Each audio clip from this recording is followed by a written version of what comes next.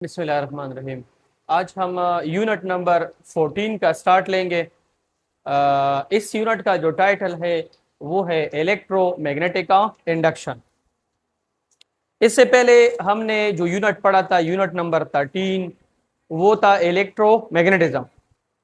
अगर आप लोगों को याद हो मैंने उस यूनिट में आप लोगों को कहा था कि एक साइंटिस्ट जिसका नाम था हेंस क्रिस्टियन ओरस्टेड, उसने कहा था कि जब भी आप क्या करोगे, चार्ज जो है उसको मोशन में करोगे तो उसके अराउंड क्या चीज प्रोड्यूस होगा? Magnetic field. ये हेंस क्रिस्टियन ओरस्टेड ने कहा था कि जब भी हमारे पास एक चार्ज मोशन में होगा तो उसके अराउंड क्या चीज प्रोड्यूस होगा? Magnetic field. तो फिर मैंने कहा कि फेराडे जो है उसने ये चीज ऑब्जर्व की और एक बात कही कि नेचर लव सिमेट्री, कि अगर चार्ज के अराउंड मोशन में मैग्नेटिक फील्ड प्रोड्यूस हो सकता है तो ये भी पॉसिबिलिटी है कि हम अगर मैग्नेटिक फील्ड को चेंज करें तो वहां पर भी क्या चीज प्रोड्यूस हो सकती है? ईएमएफ या करंट या इलेक्ट्रिक फील्ड हम प्रोड्यूस करवा सकते हैं। तो इस मकसद के लिए उसने बहुत सारे जो है एक्सपेरिमेंट्स किए। बाद में पता चला कि हाँ ये चीजें पॉसिबल है। किस तरीके से पॉसिबल है? देखें, ये हमारे पास एक कॉइल है और इस कॉइल के साथ यहां पे मैंने एक गिलवालोमीटर अटैच किया है और यहां पर दूर मैंने एक मैग्नेट रखा है। इस मैग्नेट से क्या चीज निकलती है? मैग्नेटिक फील्ड लाइंस, जो कि इस कॉइल पर क्या होती हैं? पास होती हैं। मैग्नेटिक फील्ड लाइंस निकलती है जो कि इस कॉइल पर क्या होती है? पास होती है। और हमने ये फार्मूला भी पढ़ा था, phi is equal to B dot A, magnetic flux.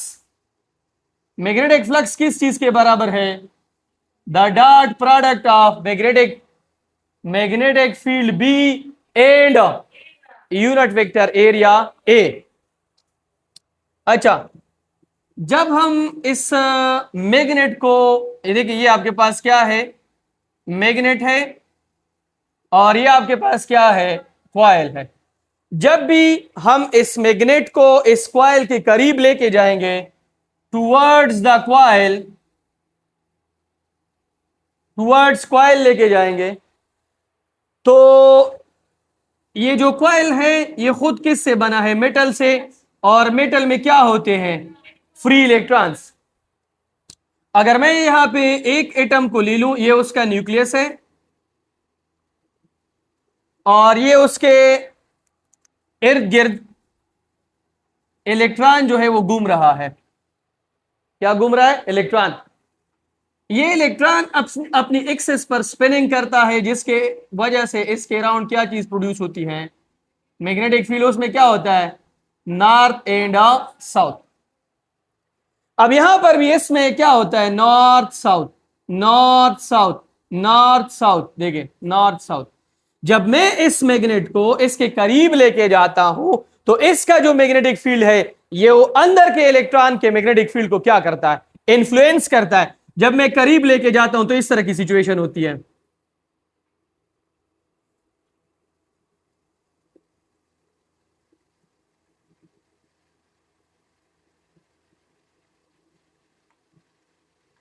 ये जो नीडल है, जब मैं इसको इसके करीब लेके जाता हूं तो ये नीडल इस तरीके से क्या करती है? डिफ्लेक्ट करती है। और जैसी नीडल डिफ्लेक्ट करती है हम यहां पे कहते हैं कि इसमें क्या चीज आ गई है? Induced EMF. क्योंकि ये चार्जेस पहले लो पोटेंशियल पर थे, जब इसको एनर्जी मिली तो ये कहां पे चले गए? हाई पोटेंशियल पे। यहां पे क्या चीज चेंज हो गई है? पहले फ्लक्स, फील्ड लाइंस कम थे, जैसे हम करीब जा रहे हैं तो फील्ड लाइंस क्या हो रहे हैं? इंक्रीज हो रहे हैं। अब अगर हम क्या करें,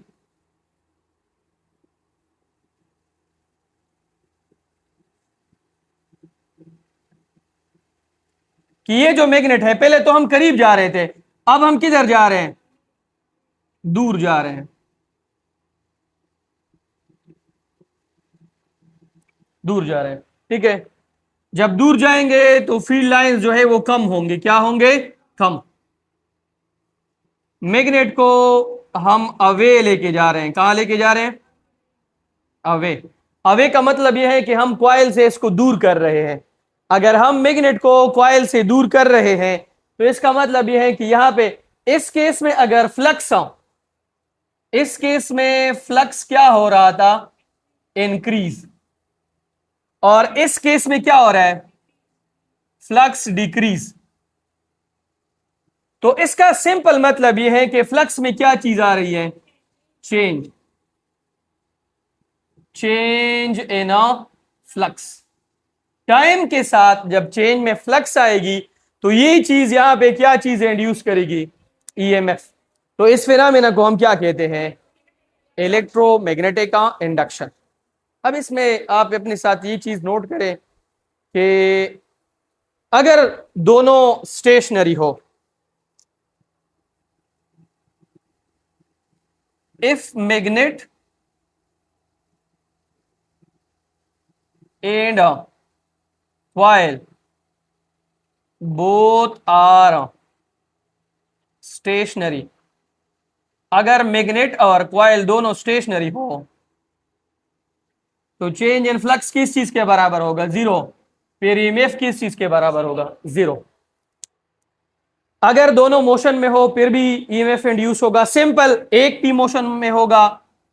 if both are in motion, both are in a motion or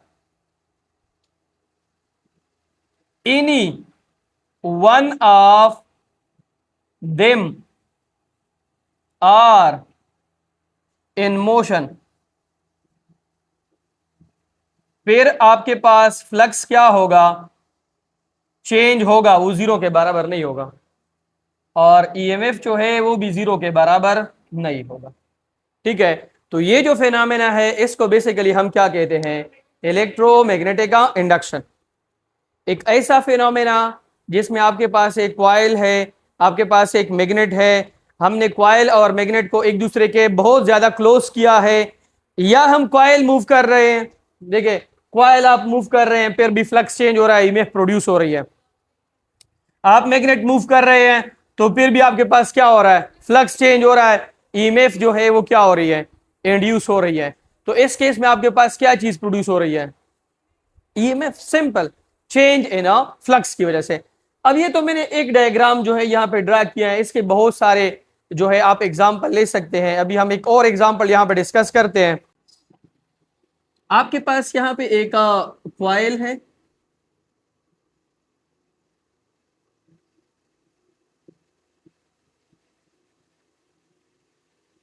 यहां से हमने उस कॉइल को करंट दिया है, कौन सा करंट, ईसी।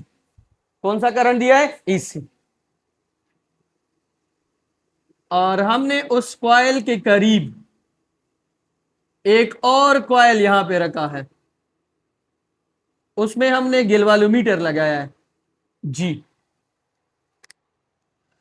जब हम इस कॉइल को करंट देंगे, ईसी करंट देंगे, ये पॉजिटिव, ये नेगेटिव, ये नेगेटिव, ये पॉजिटिव, ठीक है। इस कॉइल में हम करंट को क्या करेंगे, चेंज करेंगे, तो साथ में इसके अराउंड जो मैग्नेटिक फील्ड है वो भी चेंज होगा। और वो जो मैग्नेटिक फील्ड है वो किस पर पास हो रहा है, ये जो मैग्नेटिक फील्ड है ये इस कॉइल पर पास हो रहा है, इस तरीके से,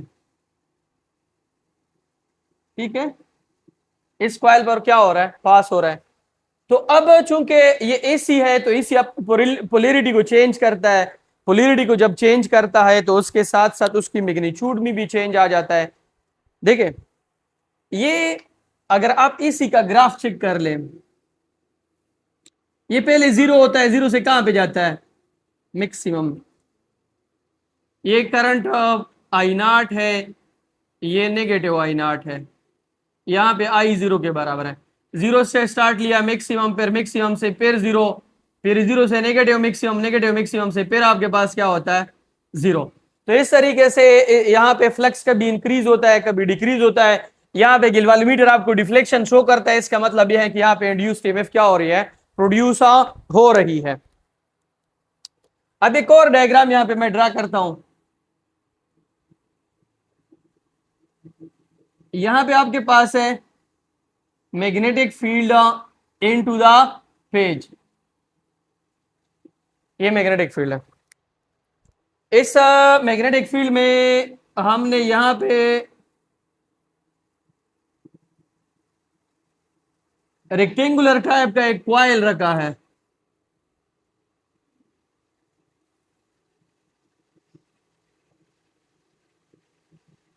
ठीक है, इस तरीके से। इसमें यहां पे हमने कहीं एक जगह पे गिलवालोमीटर भी लगाया है। हम क्या करते हैं कि ये जो कॉइल है इसको यहां से यहां तक मूव कर लेते हैं, इस कॉइल को यहां से यहां तक मूव कर लेते हैं, तो एरिया क्या हो जाएगा, इंक्रीज। मैग्नेटिक फील्ड को अगर आप देखें, मैग्नेटिक फील्ड है टू द पेज, कॉइल जो आपका वायर है इसको, ये इसकी वेलोसिटी है, इसकी वेलोसिटी, इसकी वेलोसिटी किधर है, मैग्नेटिक इनटू द फेज, और ये क्या शो कर रहे हैं, वेलोसिटी। तो इसका मतलब ये चार्जेस के ऊपर फोर्स किधर लगेगा, ये चार्ज ये किधर जाएगा, अपवर्ड। तो इस तरीके से ये जो कॉइल है इसके साथ ये जो वायर कंडक्टर कनेक्ट है, इसको जब हम उधर लेके जाएंगे या इधर लेके जाएंगे तो इससे इस कॉइल का जो ओवरऑल एरिया है वो बढ़ेगा। ओवरऑल एरिया बढ़ेगा तो इसके अंदर क्या चीज प्रोड्यूस होगी, ईएमएफ जो है वो प्रोड्यूस होगी। इस केस में भी हमने ईएमएफ प्रोड्यूस की है, इस केस में भी हमने ईएमएफ जो है वो प्रोड्यूस किया है। किसकी वजह से, चेंज इन फ्लक्स की वजह से। तो जहां पर भी आप फ्लक्स में चेंज लेके आओगे वहां पे इंड्यूस्ड ईएमएफ क्या होगी, प्रोड्यूस होगी। अब इस चीज को एक्सप्लेन करने के लिए एक साइंटिस्ट जो आए थे उसका नाम था फेराडे, और उसने एक पूरा लॉ इसके ऊपर प्रेजेंट किया था। वो क्या है, Faraday's law of electromagnetic induction.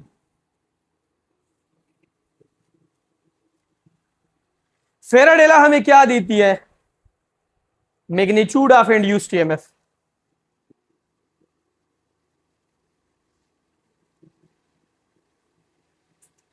Magnitude of induced EMF. Faraday law हमें मैग्नीट्यूड ऑफ इंड्यूस्ड ईएमएफ के बारे में बताती है कि इंड्यूस्ड ईएमएफ आपके पास कितना होगा, ठीक है। अच्छा, इसकी स्टेटमेंट को समझने से पहले हम यहां पे इसका मैथमेटिकल फॉर्म लिखते हैं, वहां से हमें स्टेटमेंट इसकी इजीली समझ आ जाएगी। ये लॉ हमें कहती है कि कॉइल के अंदर जो ईएमएफ प्रोड्यूस होती है वो डायरेक्टली प्रोपोर्शनल है किसके, rate of change of flux के। The EMF induce in a coil is directly proportional to rate of change of flux. The EMF induced in a coil is directly proportional to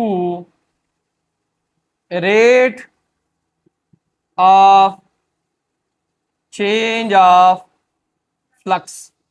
The EMF induced in a coil is directly proportional to rate of change of flux. मतलब यह है कि जितना ज्यादा आप flux में change लेके आओगे उतनी यहां पे ईएमएफ क्या प्रोड्यूस होगी, ज्यादा। प्रोपोर्शनलिटी को खत्म करने के लिए क्या लगाओ, constant K into delta pi by delta T, where K is equal to 1। K की जगह पे आप एन भी लगा सकते हो, एन भी आपके पास एक कांस्टेंट है। सिंपल सी बात है कि अगर आप का जो कॉइल है उसमें आप तेजी से फ्लक्स चेंज कर रहे हो तो वहां पे ईएमएफ क्या प्रोड्यूस होगा, ज्यादा प्रोड्यूस होगा। अब इक्वेशन को लिखते हैं, E is equal to n delta pi by delta t, where n is a number of turns. अगर एक कॉइल में एक टर्न है, ईएमएफ कम होगा, दूसरे में 50 है ज्यादा, तीसरे में 100 है, तो उसमें उस से भी क्या होगा, ज्यादा होगा।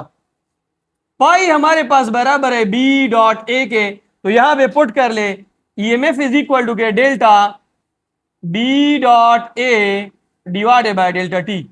तो इसका मतलब यह है कि EMF is directly proportional to B. High magnetic field होगी, ज्यादा मैग्नेटिक फील्ड होगी, बड़ा मैग्नेट रखा होगा तो ज्यादा फ्लक्स चेंज होगी, ईएमएफ क्या प्रोड्यूस होगा, ज्यादा। EMF is directly proportional to A, इस कॉइल का एरिया या इस कॉइल का एरिया, जितना आप ज्यादा बढ़ाओगे ईएमएफ क्या होगी, ज्यादा। इसमें आप गोल कॉइल भी रख सकते हो, कभी आप उसको कंट्रैक्ट करो, कभी उसको क्या करो, एक्सपेंड करोगे तो एरिया में चेंजेस लेके आओगे तो ईएमएफ क्या प्रोड्यूस होगी, ज्यादा। अच्छा, इस इक्वेशन में से एक चीज आप नोट करें कि इसमें कहीं पर भी रेजिस्टेंस का जिक्र नहीं है, तो याद रखें induced EMF, induced EMF is independent of resistance of a coil.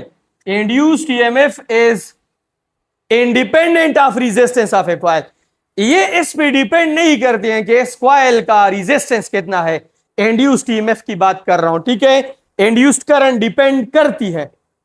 अब देखें, ओहम लॉ के मुताबिक आपको पता है आई किस चीज के बराबर है, V डिवाइडेड बाय आर या E डिवाइडेड बाय आर। इसको आप नाम दे दी इक्वेशन नंबर फर्स्ट। अभी कुछ देर पहले आपने E निकाला, E किस चीज के बराबर था, N delta B A divided by delta T। इसको आप नाम दे दे equation number second. Second equation को आप पुट करें किस में, फर्स्ट में।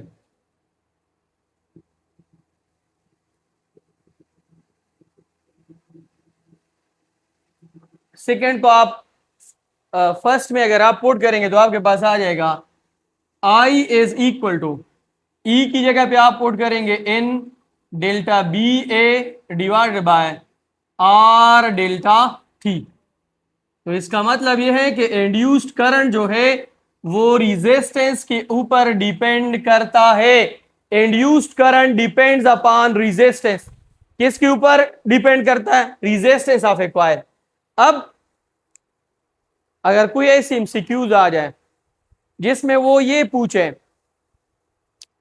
कि जो आपका कॉइल है, अगर उसकी रेजिस्टेंस, फॉर एग्जांपल एक कॉइल कॉपर से बना है और एक एल्यूमिनियम से बना है, दोनों एक ही साइज के हैं, एक ही लेंथ के हैं, बाकी सारी चीजें कांस्टेंट है, तो अब करंट किस में ज्यादा प्रोड्यूस होगा, तो जिसकी रेजिस्टेंस ज्यादा है उसमें कम, जिसकी रेजिस्टेंस कम है उसमें ज्यादा। अब इंड्यूस्ड पावर निकालते हैं।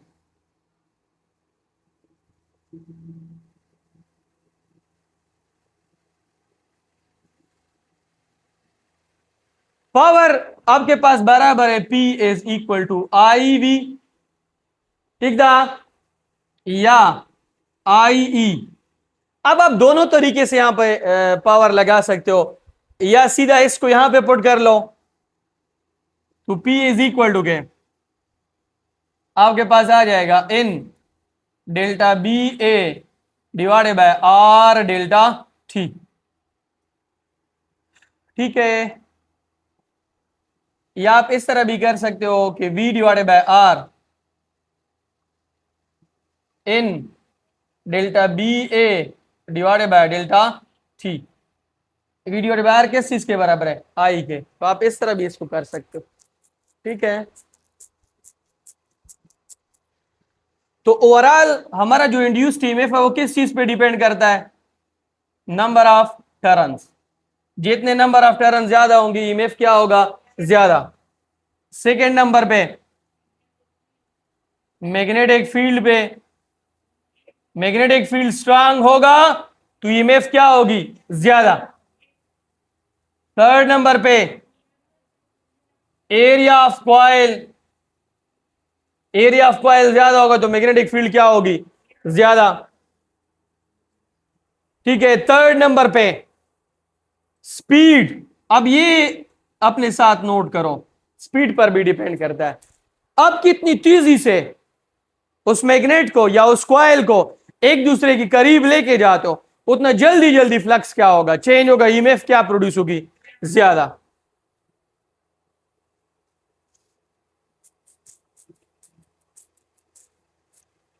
अब आपके पास सेकेंड नंबर पर है लेंज लॉ।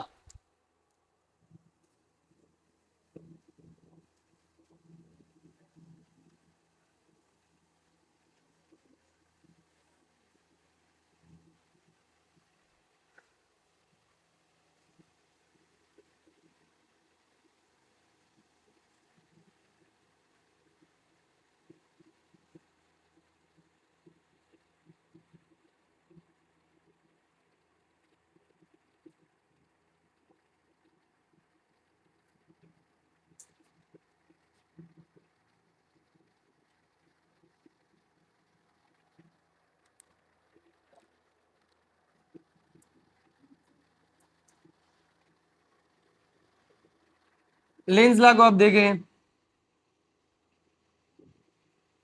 ये नॉर्थ है, ये साउथ है। ये मैग्नेट है, उसको हम किसके करीब लेके जा रहे हैं, कॉइल के। कॉइल के करीब लेके जाएंगे, क्या चीज होगा, फ्लक्स चेंज होगा। इस केस में हम जा रहे हैं टूवर्ड्स कॉइल, टूवर्ड्स कॉइल। ठीक है, मैग्नेट हो, हम कॉइल के करीब लेके जा रहे हैं, टूवर्ड्स द कॉइल। अच्छा, तो यहां पे फ्लक्स इंक्रीज होगी, क्या होगी, इंक्रीज। अगर हम दूर लेके जाएंगे तो फ्लक्स क्या होगा, डिक्रीज।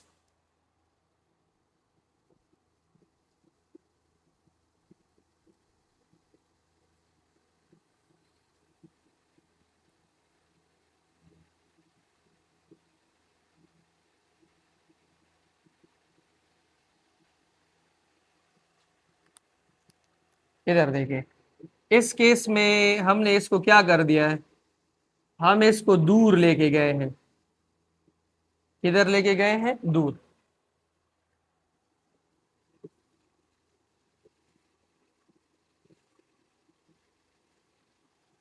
हम इस केस में किधर लेके गए हैं, दूर, अवे फ्रॉम कॉइल। अब अगर करंट की डायरेक्शन पहले इधर थी, कॉइल इस तरीके से डिफ्लेक्ट हो रहा है, अब किधर होगी, एंड, मतलब अब पीछे साइड पे होगी, क्योंकि यहां पे फ्लक्स क्या हो गया, डिक्रीज। यहां पे फ्लक्स हो रहा था इंक्रीज, यहां पे फ्लक्स हो रहा है डिक्रीज। अब लेंज लॉ पहली बात क्या करती है, law of conservation of energy, ये हमें बताती है law of conservation of energy. पहले हमने इस कंसेप्ट को अंडरस्टैंड करना है कि law of conservation of energy कहती क्या है। ये जो मैग्नेट है, इसको हम कौन सी एनर्जी देते हैं, मैकेनिकल। कौन सी, mechanical. Mechanical energy is the sum of kinetic energy plus potential energy. ये प्रोसेस या हम जनरेटर में करवाएंगे, डायनेमो में, ठीक है, या हम मैन्युअली करेंगे, मैग्नेट को उनके करीब लेके जाएंगे या दूर, हम उसको मैकेनिकल एनर्जी देंगे। तो ये उसको किस में कन्वर्ट कर रहा है, इलेक्ट्रिकल में। तो जितनी मैकेनिकल एनर्जी होगी सेम क्या होगी, electrical. This is law of conservation of energy, के एनर्जी को आप सिर्फ एक फॉर्म से दूसरे फॉर्म में कन्वर्ट कर सकते हो, ओवरऑल एनर्जी आपकी क्या रहेगी, कांस्टेंट। ना आप इसको प्रोड्यूस कर सकते हो, ना आप इसको खत्म कर सकते हो।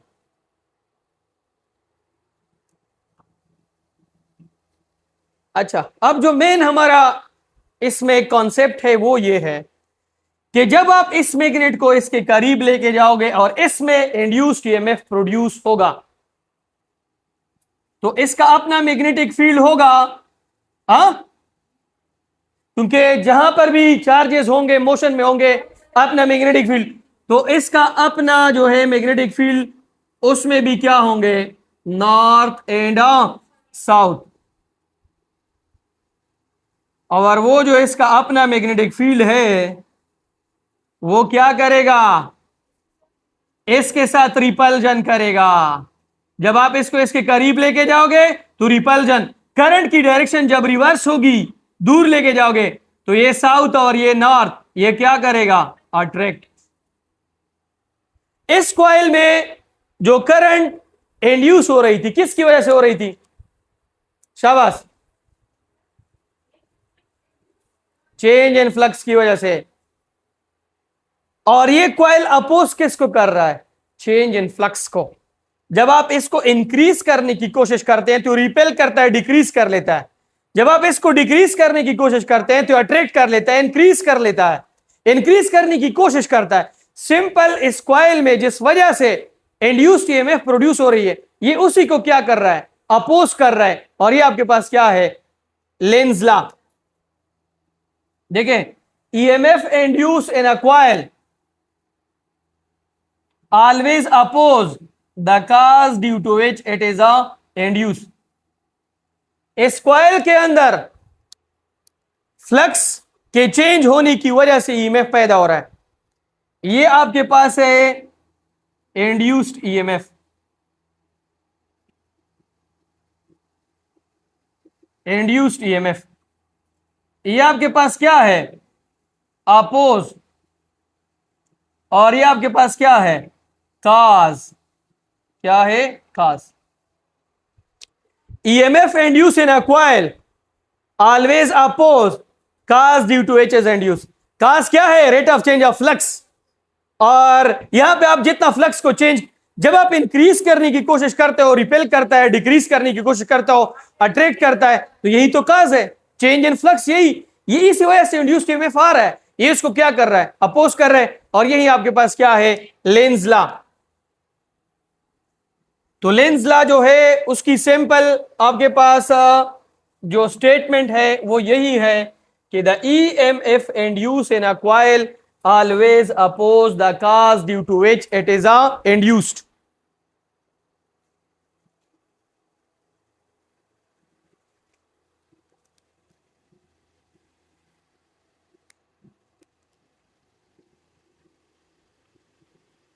EMF induced in a coil always oppose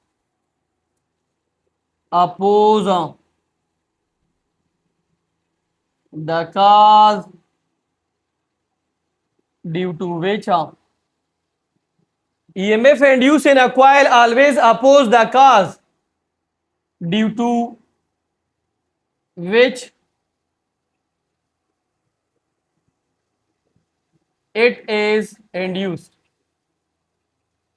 coil के अंदर EMF induce in a coil always oppose, वही जिस कॉइल के अंदर हमने फ्लक्स को चेंज किया था, ईएमएफ के इंड्यूस करवाया था, वही उसको क्या कर रहा है, अपोज कर रहा है, अपनी काज को क्या कर रहा है, अपोज।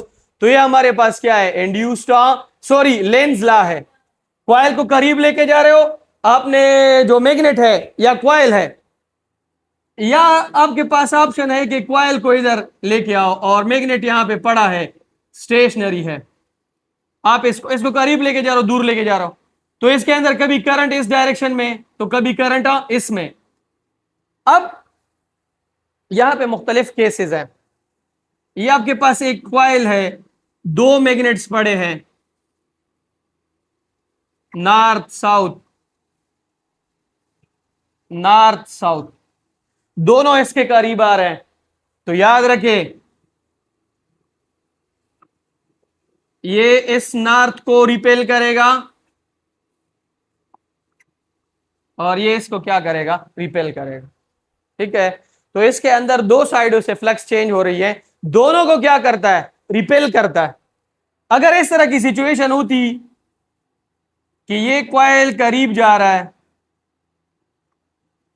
और ये क्वाइल दूर जा रहा है, ये अवे है, तो ये साउथ, ये नॉर्थ, सॉरी ये नॉर्थ है, ये करीब जा रहा है, तो ये इसको क्या करेगा, रिपेल, और इसको क्या करेगा, यहां पे अट्रैक्शन होगी और यहां पर क्या होगी, रिपल्जन। सिंपल कि the EMF induce in a coil always oppose the cause due to which it is a induce. अगर इस तरह की सिचुएशन है कि दोनों दूर जा रहे हैं, तो याद रखें साउथ नॉर्थ, और यहां पे साउथ नॉर्थ, यहां पर भी अट्रैक्शन, यहां पर भी अट्रैक्शन, क्योंकि लेंज लॉ हमें सिंपल ये समझाती है कि कॉइल में जिस वजह से ईएमएफ इंड्यूस हो रहा है, ये उसी को क्या कर रहा है, अपोज कर रहा है। तो यही आपके पास क्या है, लेंज लॉ है। और नेगेटिव साइन यही चीज आपको शो करवाता है कि अगर आपके पास जनरेटर है, उसमें आप फ्लक्स चेंज कर रहे हो, ईएमएफ प्रोड्यूस कर रहे हो, तो उसी कॉइल का खुद का जो मैग्नेटिक फील्ड वहां पे प्रोड्यूस होता है, वो उस काज को क्या करता है, अपोज करता है। टाइप्स ऑफ इलेक्ट्रोमैग्नेटिक का इंडक्शन, ठीक है।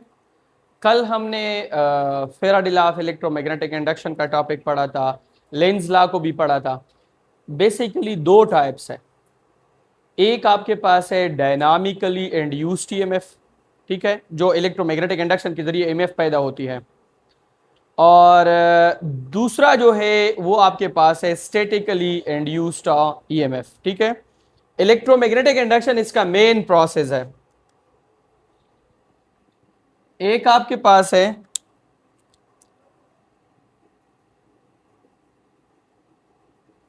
डायनामिकली इंड्यूस्ड ईएमएफ, और एक आपके पास है स्टैटिकली इंड्यूस्ड ईएमएफ। एक डायनामिकली इंड्यूस्ड ईएमएफ है और एक आपके पास स्टैटिकली इंड्यूस्ड ईएमएफ है। अच्छा, दोनों में थोड़ा सा फर्क है। इसमें मैग्नेटिक फील्ड कांस्टेंट होगा, मैग्नेटिक फील्ड आपके पास क्या होगा, कांस्टेंट, और कंडक्टर मोशन में होगा। किस में होगा, कंडक्टर मूव करेगा, कंडक्टर क्या करेगा, मूव करेगा। मैं इसकी मिसाल देता हूं जनरेटर की। जनरेटर में जो मैग्नेट्स होते हैं वो स्टेशनरी होते हैं, और कॉइल इसमें क्या करता है, मोशन।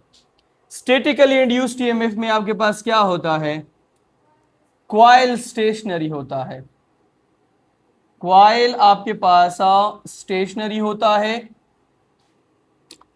और मैग्नेटिक फील्ड वेरिएंग होता है, वेरिएंग होता है। और ये जो प्रोसेस है ये कहाँ पे होता है, ट्रांसफार्मर में। किस में, ट्रांसफार्मर में। इंड्यूस्ड ईएमएफ जो है वो यहां पर हम बेसिकली इलेक्ट्रोमैग्नेटिक इंडक्शन के जरिए प्रोड्यूस करवा रहे हैं। अब दो तरीकों से हम बेसिकली यहां पे करवाते हैं। एक आपके पास है डायनामिकली इंड्यूस्ड ईएमएफ। डायनामिकली से आप सिंपल मतलब ले लें कि जो कॉइल है, जो कंडक्टर है, उसको आपने मूव करना है किस में, मैग्नेटिक, मैग्नेटिक फील्ड स्टेशनरी है। क्या है, स्टेशनरी। मैं मिसाल दे देता हूं, देखें, दिस इज नॉर्थ, और यहां पे आपके पास ये क्या है, दिस इज अ साउथ, और यहां पे आपके पास पड़ा है कॉइल, ठीक है, this is a coil. Coil इसमें घूम रहा है और मैग्नेट्स आपके पास क्या है, स्टेशनरी। और यहां पे क्या है कि आपके पास ये एक कॉइल है और इसके साथ कनेक्ट है दूसरा कॉइल, ठीक है। इसको मैं क्या देता हूं, करंट देता हूं, और करंट जब चेंज होता है तो इसमें फ्लक्स भी चेंज होता है। कॉइल दोनों स्टेशनरी है, फ्लक्स चेंज हो रहा है, इस कॉइल का फ्लक्स यहां पर से पास हो रहा है। अगर इस कॉइल का फ्लक्स यहां पर से पास हो रहा है तो इसमें क्या चीज प्रोड्यूस हो रही है, ईएमएफ। तो जिसमें कॉइल स्टेशनरी हो, फ्लक्स चेंज हो रहा हो, ये आपके पास क्या है, बेसिकली स्टैटिकली इंड्यूस्ड ईएमएफ। अब हमारा जो मेन टॉपिक है, दिस इज मोशनल ईएमएफ। वो क्या है, मोशनल ईएमएफ।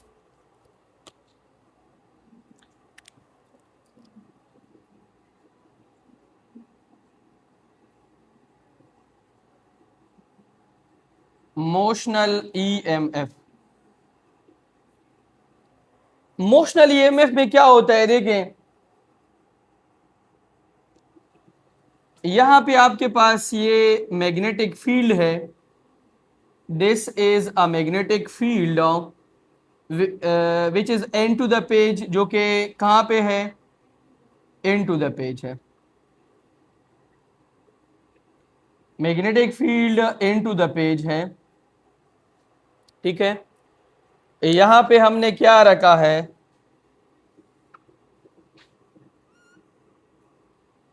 इसके अंदर एक रेक्टेंगुलर शेप का हमने कॉइल रखा है। क्या रखा है, कॉइल। अच्छा, कॉइल में ये जो कंडक्टर है ये पहले इस पॉइंट पर था, ठीक है, ये x1 पर था। हम इसको मूव कर रहे हैं, कहां पे लेके जा रहे हैं, x2। किस पे लेके जा रहे हैं, x2 पे।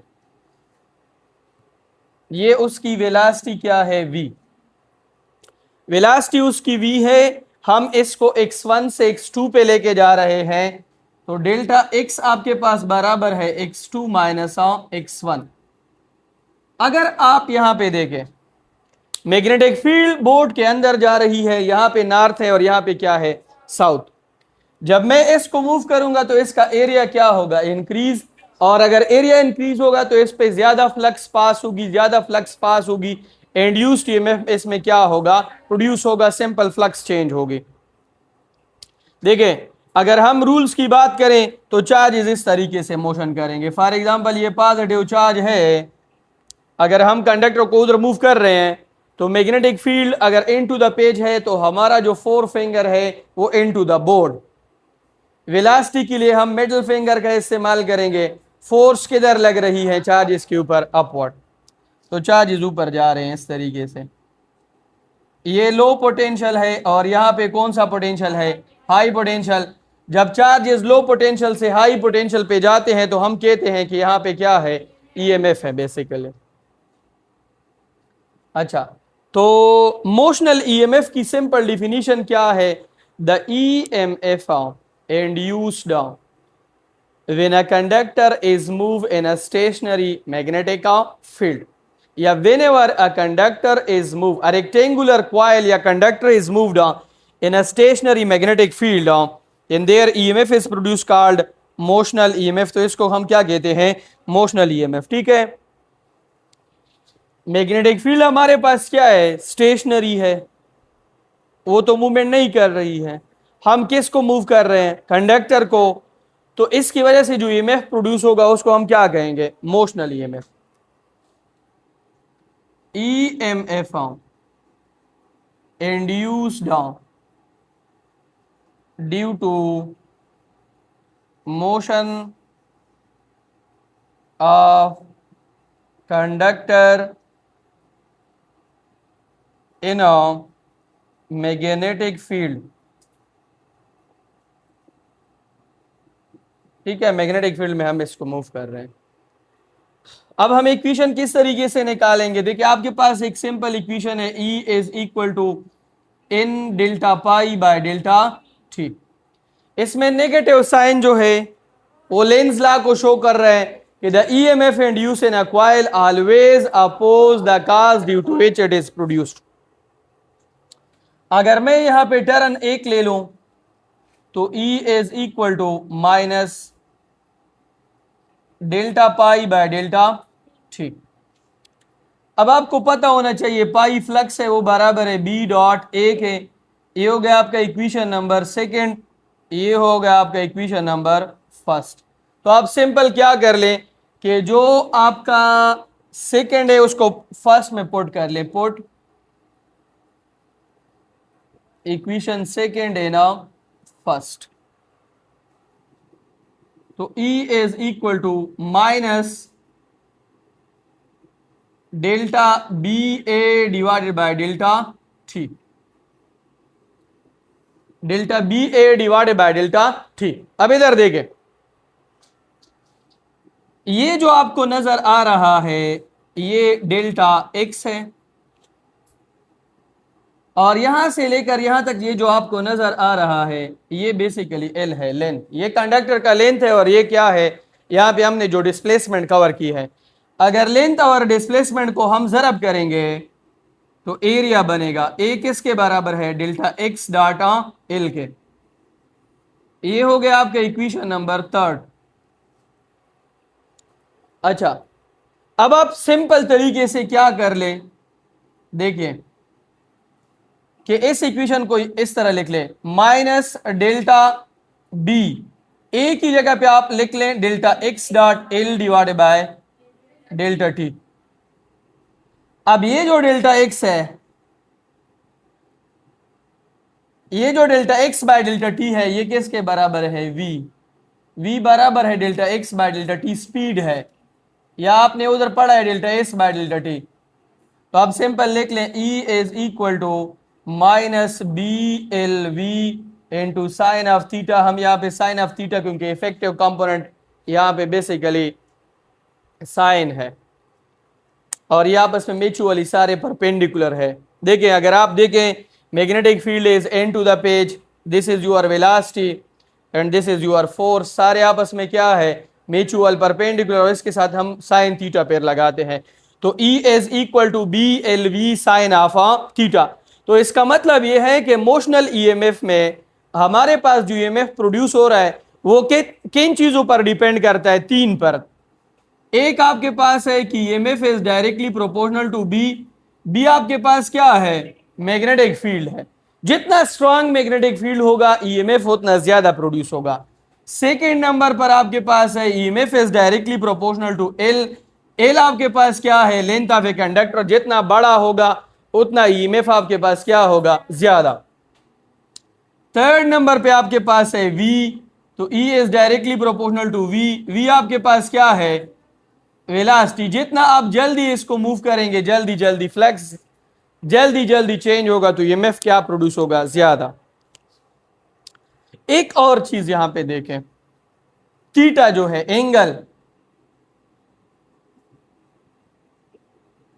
एंगल थीटा, अगर वी एल बी आपस में परपेंडिकुलर है, थीटा 90 है, थीटा 90 है, तो EMF आपके पास क्या आएगा, मैक्सिमम, क्योंकि B L V sine of 91 के बराबर है। अगर थीटा आपके पास 0 है तो EMF आपके पास किस चीज के बराबर आएगा, 0 के बराबर आएगा। ठीक है, तो ओवरऑल हम जो यहाँ पे EMF प्रोड्यूस कर रहे हैं दो तरीकों से कर रहे हैं। एक में हमारे पास जो डायनामिकल इंड्यूस्ड EMF है उसमें हम कंडक्टर को मूव करेंगे, और मैग्नेटिक फील्ड हमारा क्या रहेगा, कांस्टेंट स्टेशनरी रहेगा। सेकंड में हमारा जो कॉइल है, जो कंडक्टर है, वो कांस्टेंट स्टेशनरी है, EMF क्या हो रही है, चेंज, तो ये स्टैटिकली इंड्यूस्ड EMF है। अब हमारे पास मेन जो टॉपिक है, this is motional EMF। Motional EMF में हम क्या करते हैं कि हमारे पास मैग्नेटिक फील्ड है एन टू द पेज, उसमें हमने एक रेक्टेंगुलर क्या रखा है, एक कंडक्टर रखा है, लेकिन इस तरह रखा है कि उसको हम ऊपर वाला जो कंडक्टर जिसने यहाँ पे कनेक्शन सर्किट कंप्लीट किया उसको हम मूव कर सकते हैं। तो जिस वेलोसिटी के साथ हम मूव करते हैं, दिस इज V, और जो इसका ये आपके पास क्या है, लेंथ, यहां से यहां तक लेके जाते हैं तो क्या कवर करता है, डिस्प्लेसमेंट। तो E हमारे पास बराबर है delta pi by delta T, pi बराबर है B dot A, B is the magnetic field, A is the area. यहां पे पुट करेंगे E is equal to delta B A divided by delta ठीक, ए हमारे पास बराबर है डेल्टा एक्स एल, तो delta X divided by delta T हमारे पास किसके बराबर है, वी के, तो E is equal to B L V sine of theta. इसमें थीटा जो है वो भी बहुत इंपॉर्टेंट है। अगर ये सारे आपस में परपेंडिकुलर होंगे तो आपके पास फ्लक्स जो है वो क्या आएगा, मैक्सिमम आएगा। परपेंडिकुलर नहीं होंगे तो फ्लक्स आपके पास मैक्सिमम नहीं आएगा। अब इसमें पावर जो है उसके लिए भी हम इक्वेशन पढ़ते हैं, और एक दो इक्वेशन जो है वो हम और भी यहां पे डिराइव करते हैं।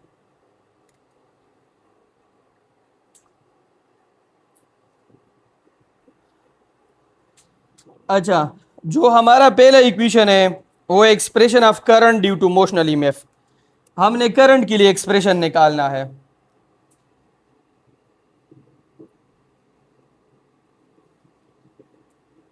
Expression for current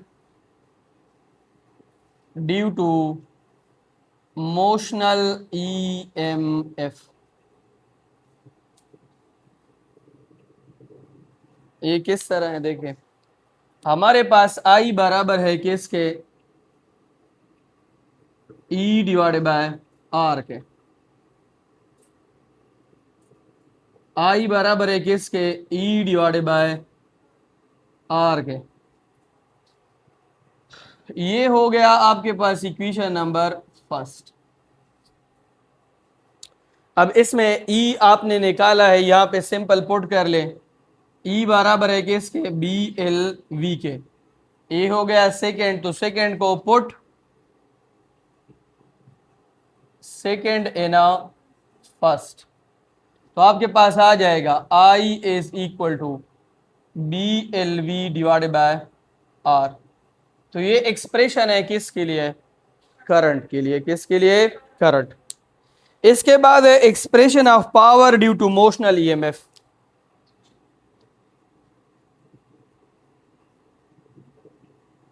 expression of power due to motional EMF. Expression of power due to motional EMF. Expression of power का मतलब क्या है, देखिए बहुत ही सिंपल है। पावर हमारे पास नॉर्मली बराबर है P is equal to I V या आई ई, आई वी या आई ई, ठीक था। अच्छा, आप इस तरह भी इसको लिख सकते हैं कि P इज इक्वल टू, ये V किस चीज के बराबर है, ये V बराबर है, देखिए ये I हो गया ना, V बराबर है आई आर के ओहम लॉ के मुताबिक। तो P इज इक्वल टू के आई स्क्वायर आर। आई यहां से हमने निकाला है, सीधा यहां पे पुट कर ले, P is equal to I की जगह पे B L V divided by R का स्क्वायर डॉट आर। तो आपके पास आ जाएगा P is equal to B square L square V square divided by R square dot R. R और आर आपस में कैंसल, तो P is equal to B square L square V square divided by R. ये expression है किसके लिए, power के लिए, मोशनल ईएमएफ में, ठीक है। सेल्फ इंडक्शन, अब इसका क्या मतलब है, इसकी क्या कॉन्सेप्ट है, हमने इसको अंडरस्टैंड करना है, ठीक है। देखिए ये आपके पास एक कॉइल है और इस कॉइल को आपने कनेक्ट किया है एक बैटरी के साथ, ठीक है। और ये जो बैटरी है इसमें यहाँ पे एक वेरिएबल रेजिस्टर यहाँ पे लगाया है, रियोस्टेट। रियोस्टेट जानते हो, वेरिएबल रेजिस्टर। यहाँ पे हमने एक की कनेक्ट की है, क्या कनेक्ट की है, की। अब अगर यहां से करंट जा रहा है इस डायरेक्शन में, ठीक है, इस तरीके से आ रहा है करंट। अब इसको थोड़ा सा अंडरस्टैंड करें। मैं इस की को बार बार घुमा रहा हूं, ठीक है, बार बार इसको मूव कर रहा हूं, तो यहां पे क्या चीज चेंज होगी, करंट चेंज होगी। टाइम के साथ साथ करंट चेंज होगी। अगर करंट चेंज होगी इस कॉइल के अराउंड, पहले से मैग्नेटिक फील्ड तो था क्योंकि चार्जेस तो मोशन में थे, तो अगर करंट चेंज हो रही है तो इसका मतलब जो मैग्नेटिक फील्ड यहां पर है उसमें भी क्या चीजें आ रही है, चेंजेस आ रही है। क्या आ रही है, चेंजेस।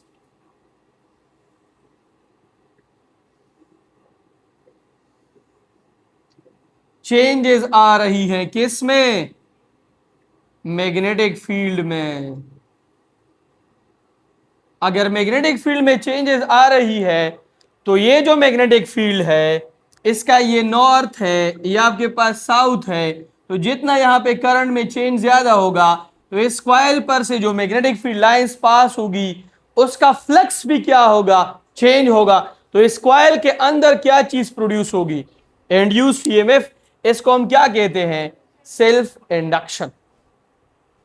सेल्फ इंडक्शन एक ऐसा फिनोमेना है कि जिसमें हमने एक कॉइल को करंट दिया है और वो करंट रियोस्टेट के जरिए हम बार बार चेंज कर रहे हैं, तो उस कॉइल को जिसको हमने करंट दिया है उसके अंदर खुद से क्या चीज प्रोड्यूस हो रही है, EMF.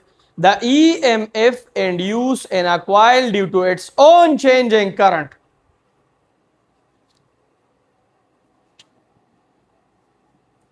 the EMF induced in a coil due to its own changing current. The EMF induced in a coil due to its own changing current. Coil के अंदर जो ईएमएफ इंड्यूस हो रहा है वो इसके अंदर खुद जो करंट चेंज हो रही है।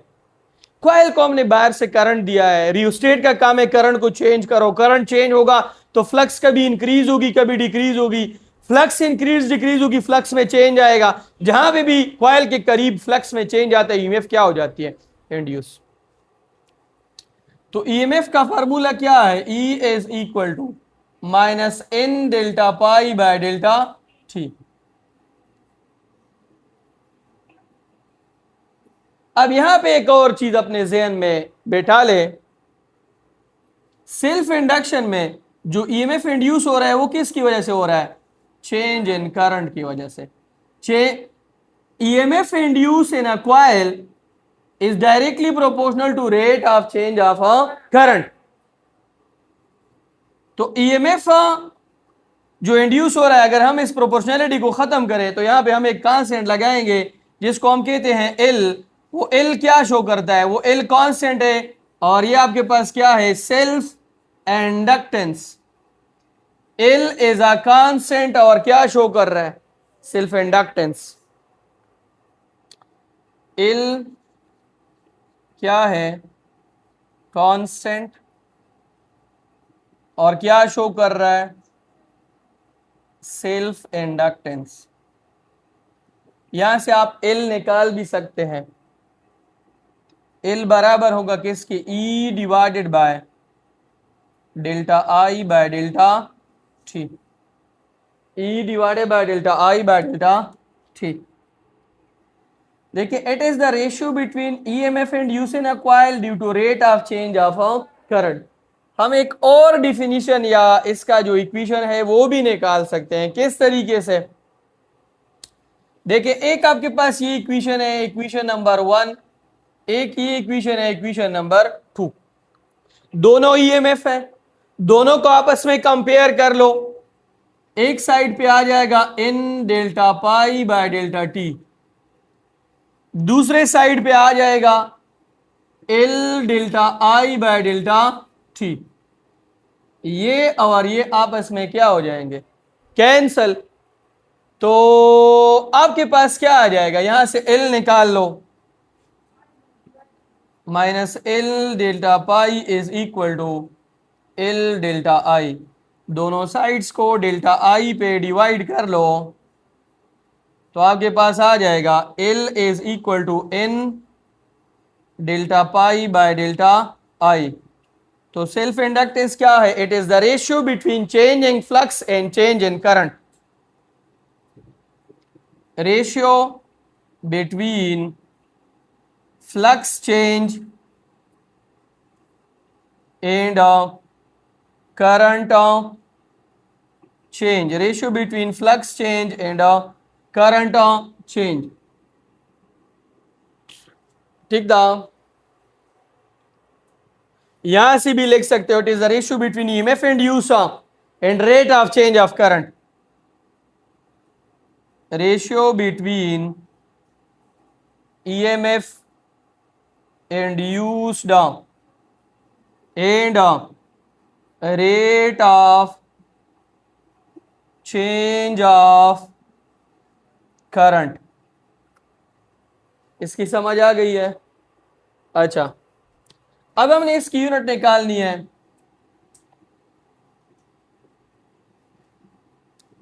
इसकी यूनिट क्या है? देखिए, इसकी यूनिट है हेनरी, और हेनरी किसके बराबर है? ये डेल्टा टी को ऊपर लेके जाओ, बराबर है volt dot second divided by ampere. Henry बराबर है volt dot second divided by ampere, तो 1 हेनरी बराबर होगा किसके? 1 volt dot 1 second divided by 1 ampere. अब इस चीज को आप अंडरस्टैंड करें।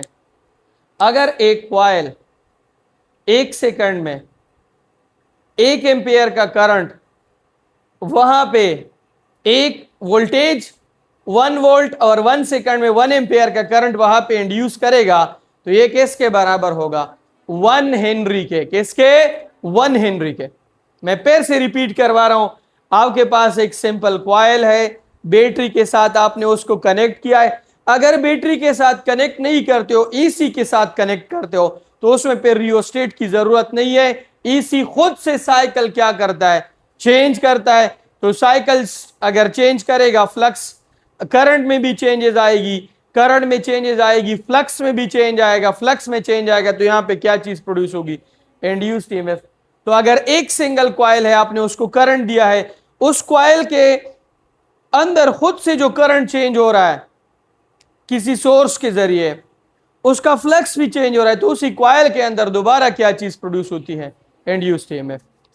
एक तो आपने बाहर सी दी है, और एक इसके अंदर क्या हो रही है? इंड्यूस। तो अंदर वाली वायर को फिर क्या देती है? रिजेस्ट करती है।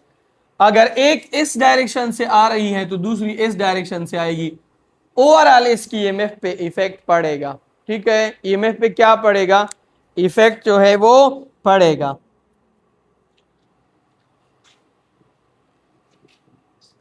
अच्छा, जो सेल्फ इंड्यूस्ड ईएमएफ है, सेल्फ इंडक्टेंस, वो किन फैक्टर्स पर डिपेंड करता है?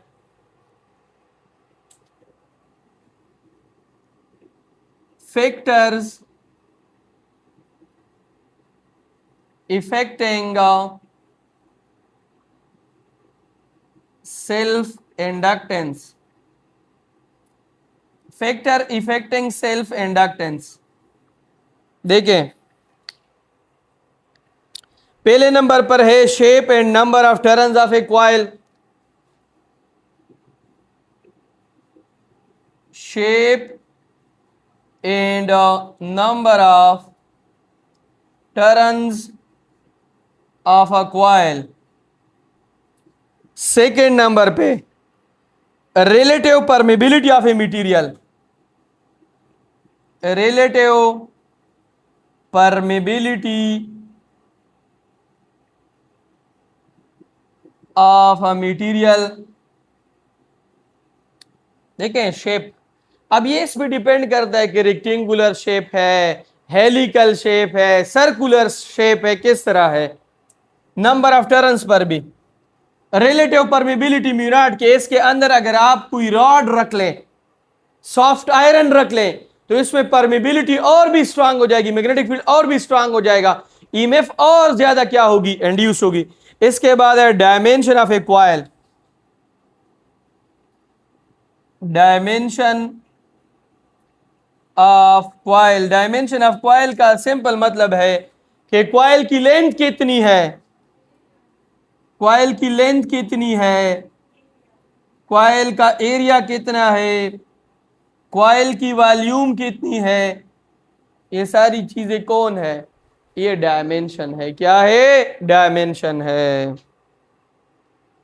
अच्छा, अब हम इसको किधर इस्तेमाल करते हैं, फ्लोरेसेंट ट्यूब में इसके यूजेस है। क्या है, यूजेस।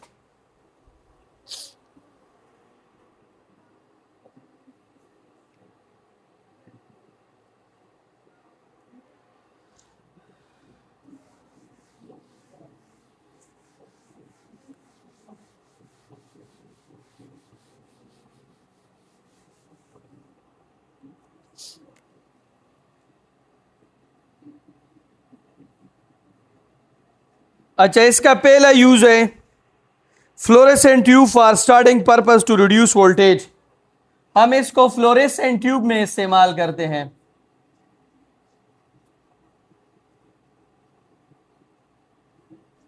सेकेंड नंबर पे regulator voltage to the fans, regulator में हम इसका इस्तेमाल करते हैं।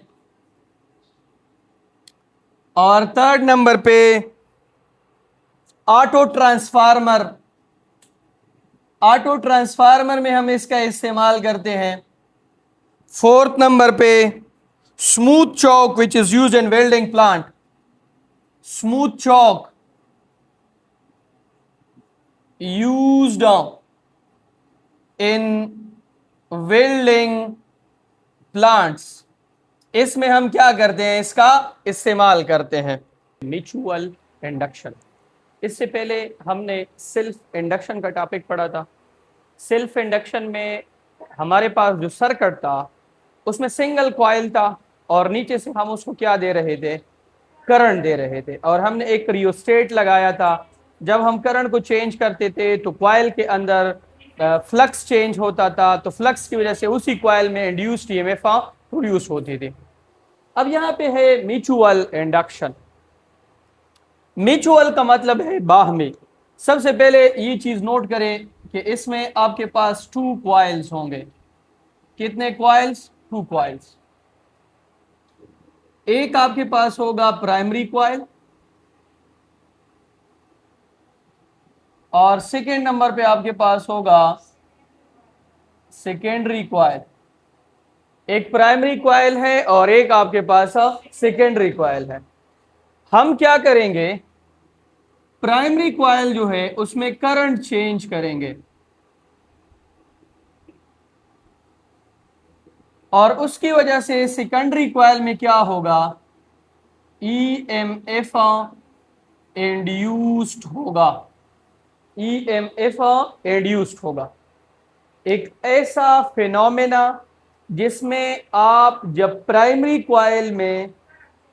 कॉइल में करंट चेंज करते हो तो सेकेंडरी में क्या प्रोड्यूस होता है, ईएमएफ इंड्यूस होता है। इसको हम क्या कहते हैं, म्यूचुअल इंडक्शन। अब हम इसको डायग्राम के जरिए समझते हैं। देखें,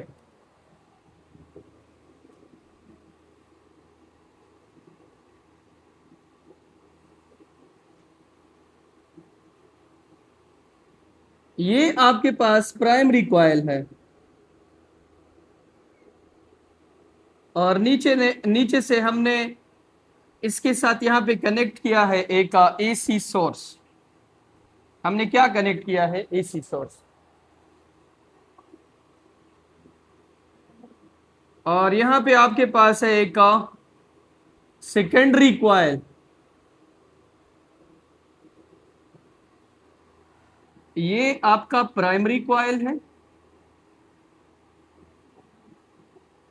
और ये आपका सेकेंडरी कॉइल है।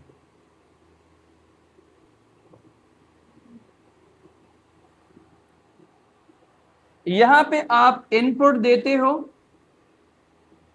यहां पे आपको मिलता है आउटपुट। ठीक है। अच्छा, फर्स्ट हाफ साइकिल में ये पॉजिटिव था और ये आपके पास क्या था, नेगेटिव। ये फर्स्ट हाफ साइकिल की मैं बात कर रहा हूं, हमने इसको इसी दिया है। ये फर्स्ट हाफ साइकिल है।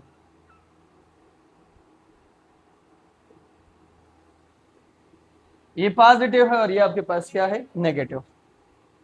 यहां से करंट जा रहा है, इस कॉइल में पास हो रहा है, करंट पहले मैक्सिमम हो जाता है, उसके बाद सेकेंड हाफ साइकिल में ये नेगेटिव और ये क्या हो जाता है, पॉजिटिव।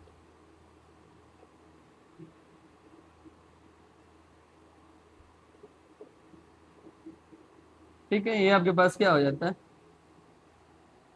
फर्स्ट हाफ साइकिल में ये पॉजिटिव और ये नेगेटिव। करंट जीरो से किधर जाती है, मैक्सिमम पर, मैक्सिमम से कहां पे, zero.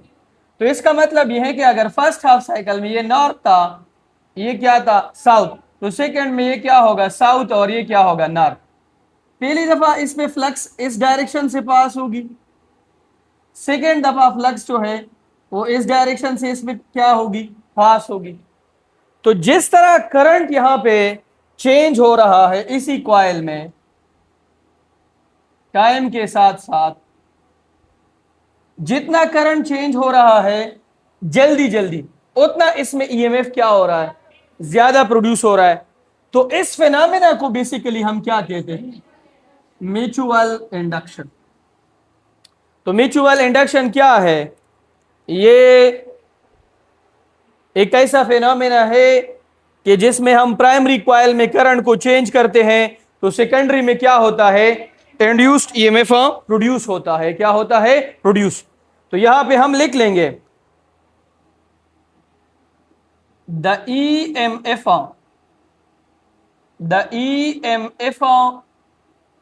induced in the EMF induced in secondary coil due to rate of change of current in a primary coil. The EMF induced in secondary coil due to rate of change of current in a prime. अगर आप इसी coil में current को change करोगे तो इसकी वजह से फ्लक्स भी यहां पे चेंज होगा, कभी इंक्रीज कभी डिक्रीज। वो फ्लक्स इस कॉइल पर से पास होगा, इसके अंदर क्या प्रोड्यूस करेगा, ईएमएफ। तो इस फिनोमेना को हम क्या कहते हैं, म्यूचुअल इंडक्शन। म्यूचुअल में टू कॉइल्स है, प्राइमरी और सेकेंडरी।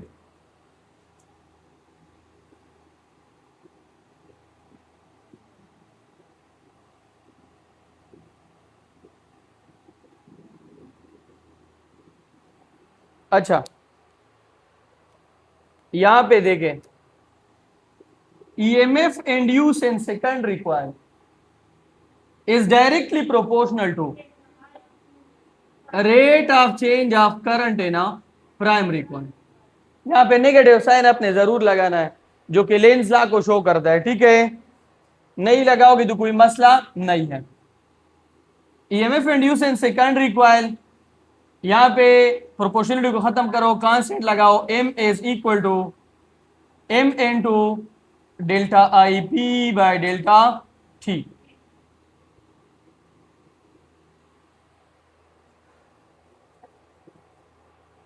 अच्छा, अब अगर आपने यहां से m निकालना है तो आप सिंपल क्या करोगे, ये वाली जो साइड है इसको आप डिवाइड करोगे delta I P by delta T पर, यहां पे m लिखोगे delta I P by delta T, और इसको डिवाइड करो delta I P by delta T, ये और ये कैंसल, तो m is equal to E divided by delta I P by delta T. तो म्यूचुअल इंडक्टेंस बेसिकली क्या है, ये म्यूचुअल इंडक्शन है, और ये आपके पास m क्या शो करता है, म्यूचुअल इंडक्टेंस, ये आपके पास कांस्टेंट है, और ये आपको क्या शो करता है, म्यूचुअल इंडक्टेंस। m क्या शो करता है, mutual inductance. It is the ratio between EMF induced in secondary coil and rate of change of current in a primary coil. Secondary, secondary नहीं primary, ratio between EMF induced in secondary coil to rate of change of current in a primary coil। ठीक है। अच्छा, अब हम इस equation को मजीद भी simplified कर सकते हैं, और वो हम किस तरीके से करेंगे? देखिए, हम इस तरह करेंगे।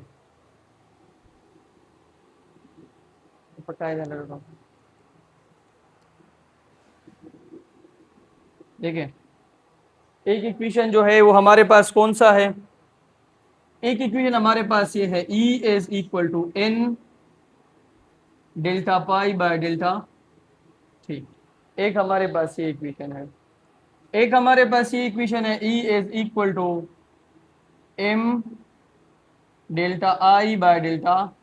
ठीक, दोनों को आपस में कंपेयर कर लो, आपके पास आ जाएगा -N delta pi by delta.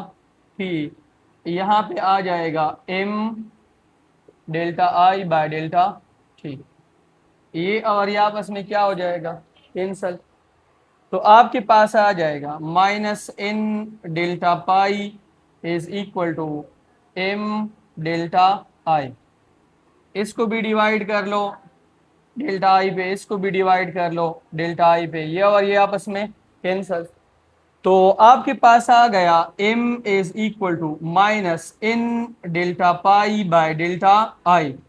तो म्यूचुअल इंडक्टेंस जो है सिंपल, ये आपके पास क्या है? रेशियो है between change in flux and change in current. आप इस तरह भी इसको लिख सकते हो। अगर हम n को 1 पुट कर लें तो M is equal to delta pi by delta I. Simple, it is the ratio between change in flux and change in current।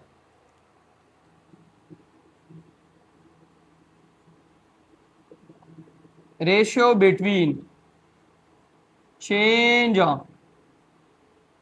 in flux and change in current।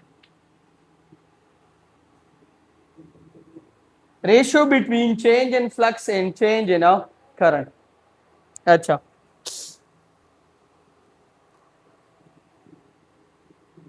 अब इसकी यूनिट है, इसकी unit क्या है? इसकी यूनिट है Henry. कौन सी unit है? हेनरी।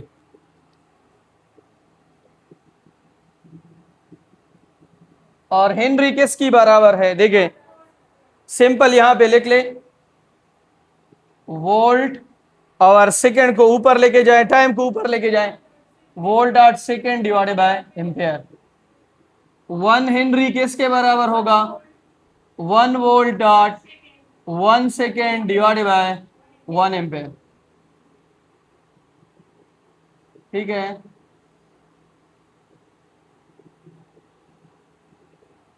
ये आपके पास 1 हेनरी है। बहुत ही सिंपल टॉपिक है। आप 2 क्वाइल्स ले लें, एक क्वाइल को आप ईसी करंट दे दें।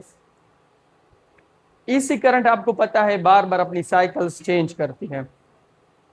साइकिल चेंज करती है तो करंट कभी मैक्सिमम होता है, कभी मिनिमम। करंट भी चेंज होता है, करंट चेंज होता है तो साथ में फ्लक्स चेंज होता है, फ्लक्स चेंज होता है तो ईएमएफ भी क्या होता है? चेंज। अगर ईएमएफ चेंज होता है तो इसमें क्या प्रोड्यूस होगा? मतलब ईएमएफ इसमें प्रोड्यूस होगा। तो जब आप प्राइमरी में करंट चेंज करोगे, सेकेंडरी में ईएमएफ इंड्यूस होगा। ये जो फिनोमेना, ये क्या है? Mutual induction. अब आपके पास क्या है? Factors on which mutual induction depends. Factors on which mutual induction depends. अच्छा, अब कौन से फैक्टर्स है उनको भी देखें. अच्छा, पहला फैक्टर है area of cross section of a coil. Area of cross section of a coil. Area of cross section of a coil, जितना कॉइल का एरिया ज्यादा होगा उस पे फ्लक्स ज्यादा पास होगा, ईएमएफ क्या होगी, ज्यादा. सेकेंड नंबर पे नंबर ऑफ टर्न्स, जितने नंबर ऑफ टर्न ज्यादा होंगे ईएमएफ क्या होगा, ज्यादा. थर्ड नंबर पे nature of core upon which the coil are wounded. Nature of core upon which coil is wounded. आपने कॉइल जिस चीज के ऊपर वाउंड की है उसका नेचर क्या है, वो किस चीज से बना है, कॉपर से बना है, एल्यूमिनियम से बना है, गोल्ड से बना है. और लास्ट नंबर पर है क्लोजनेस ऑफ कॉइल, कि कॉइल जो है उसमें जो नंबर ऑफ टर्न्स है वो एक दूसरे के कितने क्लोज है.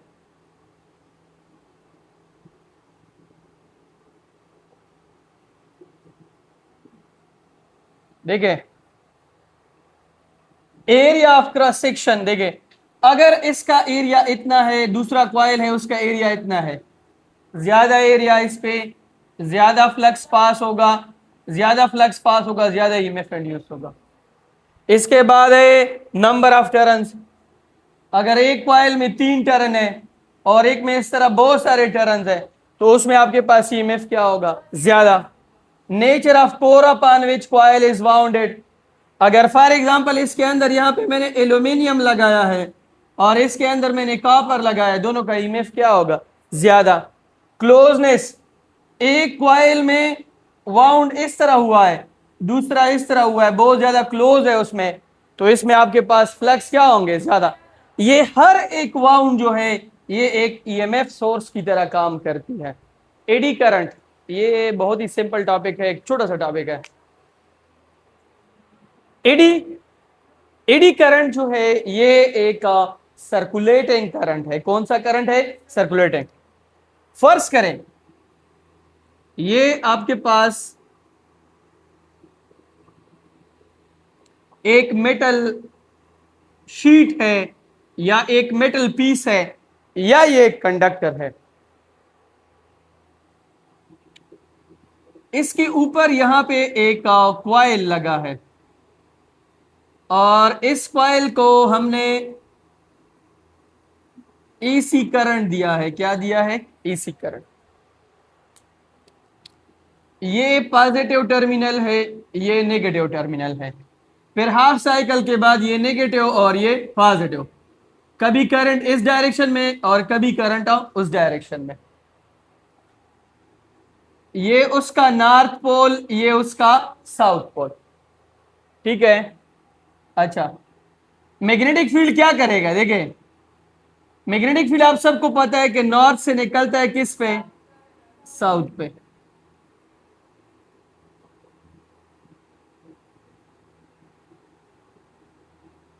और वो जो मैग्नेटिक फील्ड के लाइंस है नीचे जो मेटल है उस पर भी पास होंगे.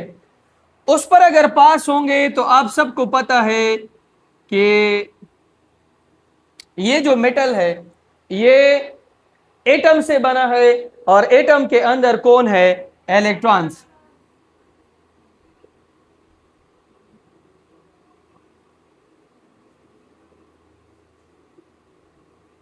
देखें अब जब फ्लक्स इस पर पास होगा, कभी इंक्रीज होगा कभी डिक्रीज, तो इसके अंदर जो इलेक्ट्रॉन्स है देखें, वो इस तरीके से क्या करेंगे, मोशन करेंगे। तो इसमें इस तरह ये जो गोल गोल सर्कल बन रही है, इस तरीके से आपके पास क्या बनेगा, इसमें करंट इंड्यूस होगा। तो इस तरह अगर ये बोर्ड आप कंसिडर कर लें, ये मेटल से बना है, कॉपर से बना है, एल्यूमिनियम से बना है, ये देखिए ये मुकम्मल बोर्ड है, व्हाइट बोर्ड।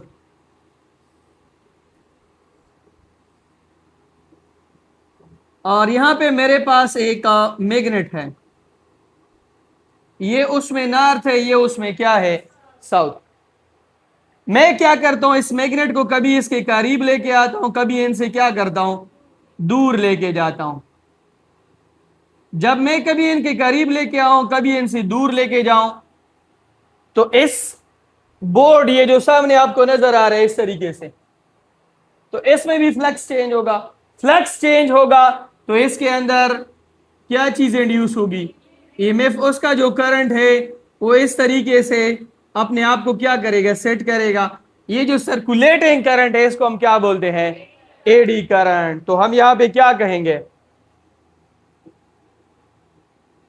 कि when magnetic flux, when magnetic flux linking to the metallic conductor,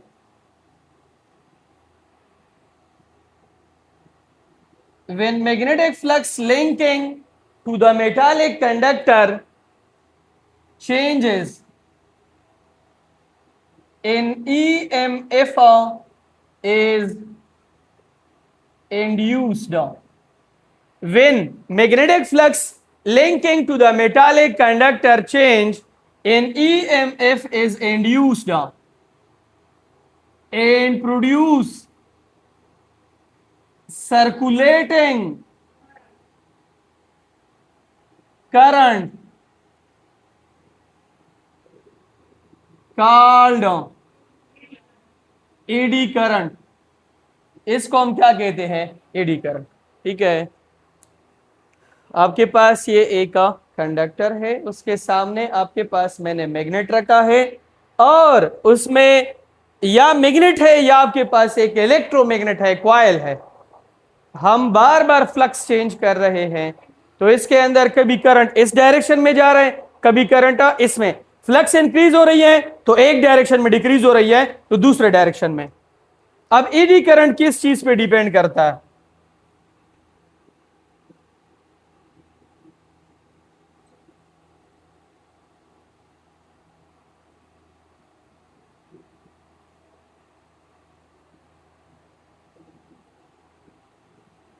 अच्छा एडी करंट कुछ फैक्टर्स पे डिपेंड करता है, उसको आप लोग नोट कर लें।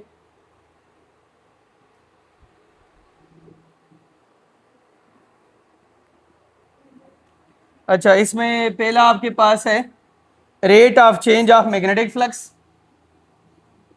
Rate of change of magnetic flux, rate of change of magnetic flux, जितना यहां पे फ्लक्स ज्यादा चेंज होगा, ईएमएफ एडी करंट क्या होगी, ज्यादा। सेकेंड नंबर पे magnetic field strength,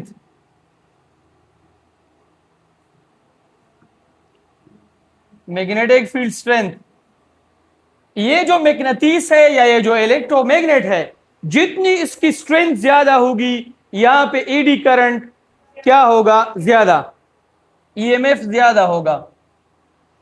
third number पे इलेक्ट्रिकल कंडक्टिविटी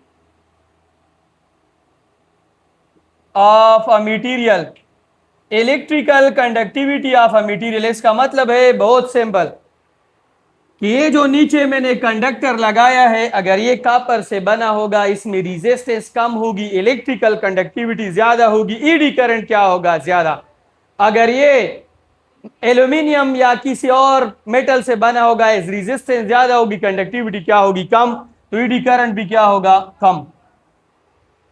इसके बाद है thickness and geometry of conductor. ये जो कंडक्टर है ये कितना थिक है, मोटा है, जितना मोटा होगा इसमें खुद के फ्री इलेक्ट्रॉन ज्यादा होंगे, उसमें फिर फ्लक्स चेंज भी ज्यादा आएगा, तो करंट क्या होगा, ज्यादा। लास्ट नंबर पे है frequency of magnetic field variation. Frequency of magnetic field variation, कि आप कितना जल्दी जल्दी फ्लक्स चेंज कर रहे हो, कॉइल कितना जल्दी जल्दी लेके आ रहे हो, या जो इलेक्ट्रोमैग्नेट है उसकी कितनी जल्दी फ्रीक्वेंसी चेंज हो रही है, तो यहां पे एडी करंट क्या होगा, उतना ज्यादा होगा। ठीक है, तो एडी करंट जो है, अब इसमें हम एक सिंपल यहां पे एक क्वेश्चन पूछा गया है, वो हम यहां पे डिस्कस कर लेते हैं। आपको कह रहे हैं कि ये आपके पास एक मेटालिक रॉड है और यहां पे सिंपल आपके पास एक रबर का रॉड है, दोनों में हम एक मैग्नेट डालते हैं।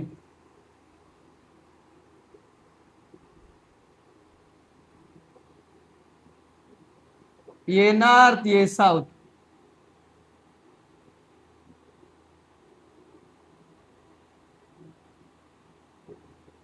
हमें कह रहे हैं कि फॉर एग्जांपल ये रबर का है, ये मेटल का बना हुआ है, इसमें एक जो मैग्नेट है वो अपनी जो टर्मिनल वेलोसिटी है वो जल्दी गेन कर लेता है, एक जल्दी नहीं गेन करता है, एक स्लो स्लो आता है, एक बहुत तेजी से नीचे चला जाता है।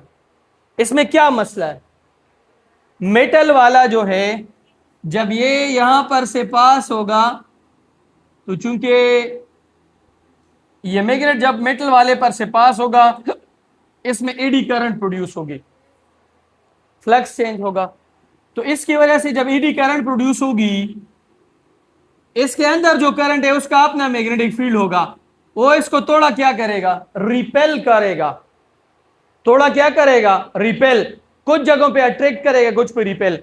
तो ये वाला जो मैग्नेट है ये इतनी आसानी से नीचे नहीं जा सकता है, ये सीधा नीचे चला जाएगा। रेटर है ये कल सेकेंड ईयर चैप्टर नंबर 4 का फोर्थ टॉपिक है, तकरीबन फोर्थ टॉपिक। आज के टॉपिक में हमने ये समझना है कि जनरेटर क्या चीज़ होती है और ये बिजली के किस तरीके से बनाती है और इसमें कौन सा प्रोसेस होता है। सबसे पहले ये अंडरस्टैंड करें कि जनरेटर आपके पास एक डिवाइस है और इसका काम है मैकेनिकल एनर्जी को इलेक्ट्रिकल एनर्जी में कन्वर्ट करना। ये क्या है, device, device which convert mechanical energy into electrical energy, device which convert mechanical energy into electrical energy। ऐसा डिवाइस जो मैकेनिकल एनर्जी को किस में कन्वर्ट करे, इलेक्ट्रिकल में। अब देखिए मैकेनिकल जो है वो सिंपली क्या होती है, sum of kinetic plus potential energy, और इलेक्ट्रिकल एनर्जी कौन सी एनर्जी होती है, वो एनर्जी जो एसोसिएट होती है, एसोसिएट विद चार्जेस, जो चार्जेस के साथ क्या होती है, एसोसिएट होती है, उसको हम क्या बोलते हैं, इलेक्ट्रिकल एनर्जी।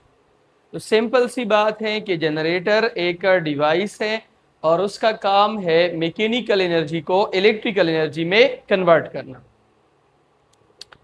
इसका जो वर्किंग प्रिंसिपल है, वर्किंग प्रिंसिपल वो क्या है, देखिए इसका वर्किंग प्रिंसिपल बहुत ही सिंपल है, ये मोशनल ईएमएफ पे काम करता है। किस पे? मोशनल।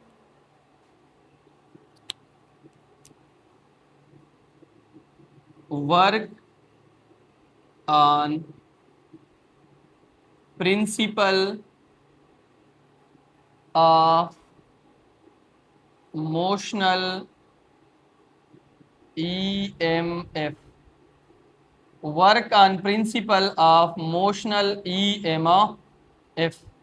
ये किसके प्रिंसिपल पर काम करता है?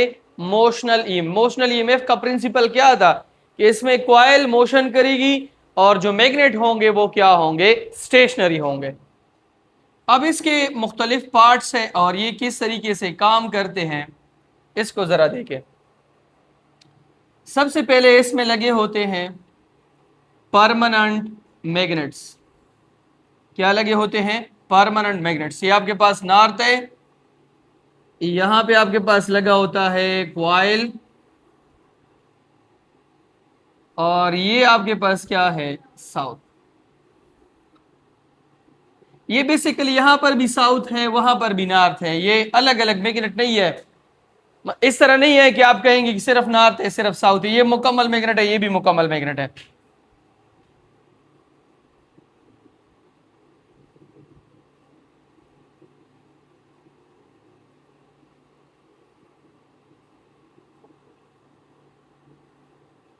अच्छा, ये आपके पास सबसे पहले इसमें लेके कि इसमें होता क्या है।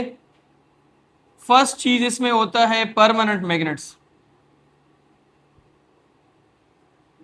Permanent magnets.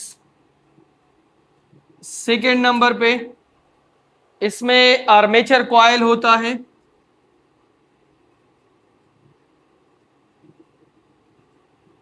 Permanent magnets, armature coil.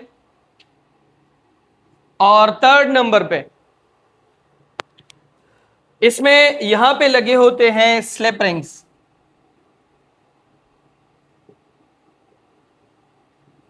ये थोड़ा सा इसमें थोड़ा चेंज कर लेते हैं।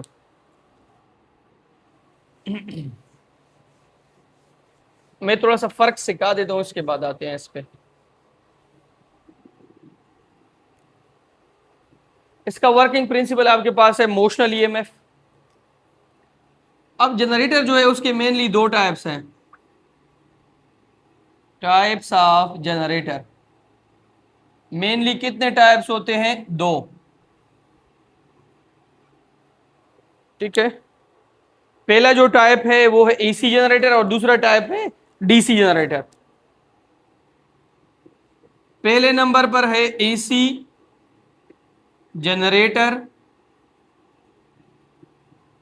और दूसरे नंबर पर है डीसी जनरेटर।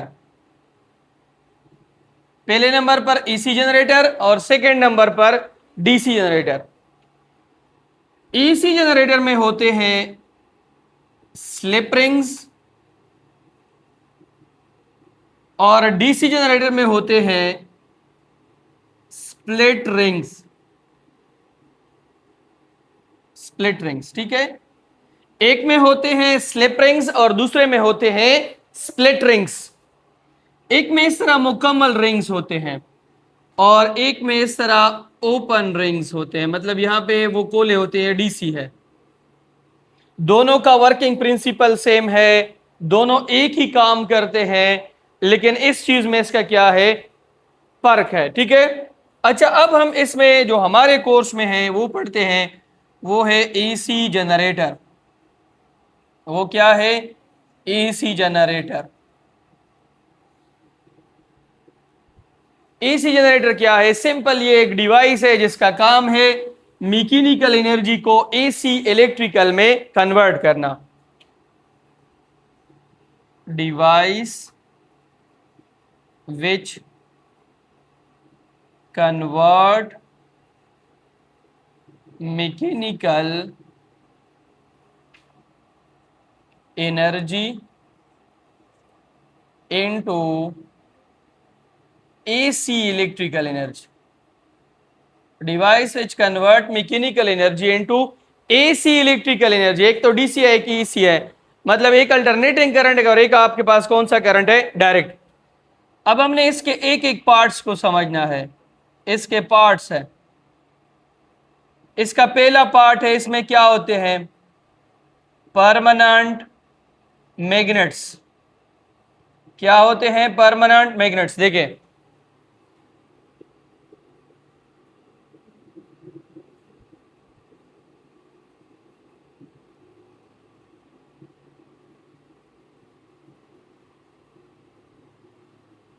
ये नॉर्थ है, ये साउथ है, ये भी आपके पास एक पूरा मैग्नेट है इस तरीके से, और ये भी एक पूरा मैग्नेट है इस तरीके से। यहां पर नॉर्थ है और यहां पे क्या है, साउथ। ठीक है, ये आपके पास एक मैग्नेट हो गया। इसके अंदर यहां पे हमने रखा है एक कॉइल,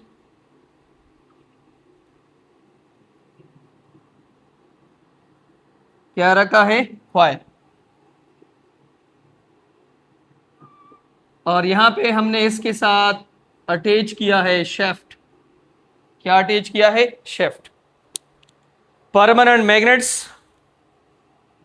इसके बाद है आर्मेचर कॉइल,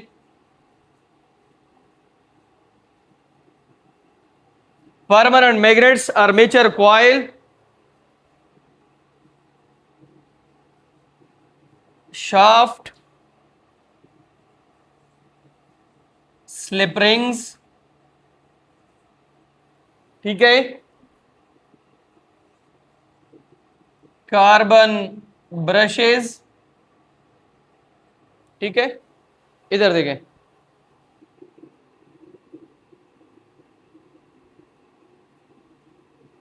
ये आपके पास रिंग है फर्स्ट, ये आपके पास रिंग है सेकंड।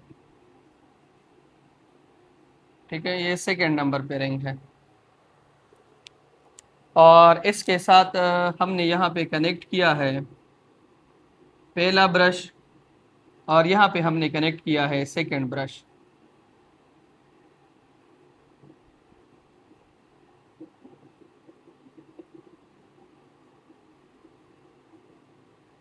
ठीक है, ये कार्बन ब्रशेज है।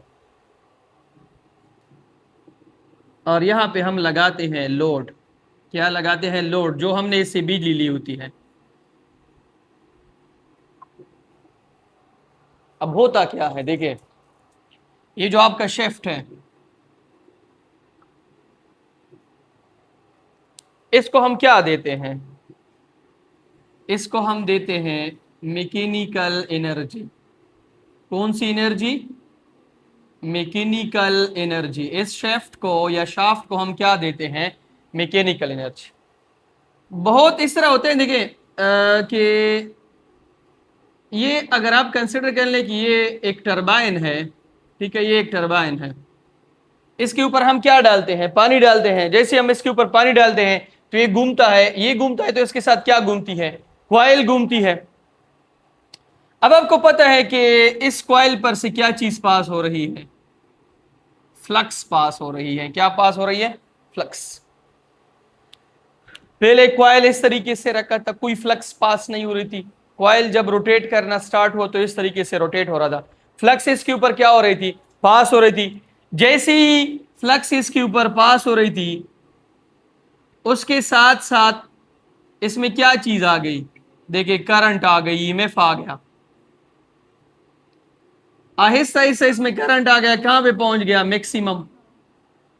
जब ये इस तरीके से कॉइल इसमें पड़ा था, पूरे इसके एरिया जो है वो परपेंडिकुलर था, तो सारी की सारी फ्लक्स इस पे पास हो रही थी, करंट हो गया मैक्सिमम। फिर जब इसने क्या किया कि इस तरीके से ये टर्न कर रहा था, ठीक है, तो इसके साथ आहिस्ता आहिस्ता जितना टर्न कर रहा था, करंट क्या हो रही थी, कम हो रही थी। पहले इसका ये वाला साइड ए था, ये बी था, ये सी, ये डी, इस तरीके से पड़ा था, ए बी सी डी। अब नेक्स्ट हाफ साइकिल शुरू हो गया, ये आपके पास क्या है, बी, ये आपके पास क्या है, डी, ये आपके पास है ए, ये आपके पास है सी।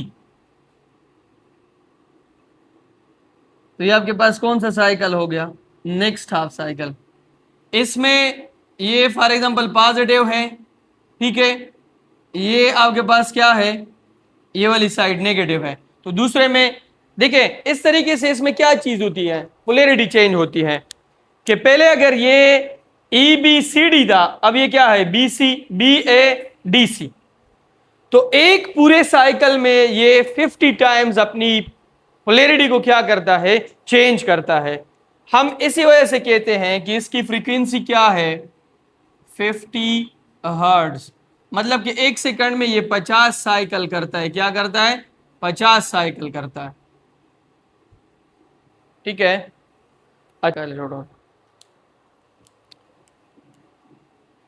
हमारे पास इक्वेशन था E is equal to minus n delta pi by delta T.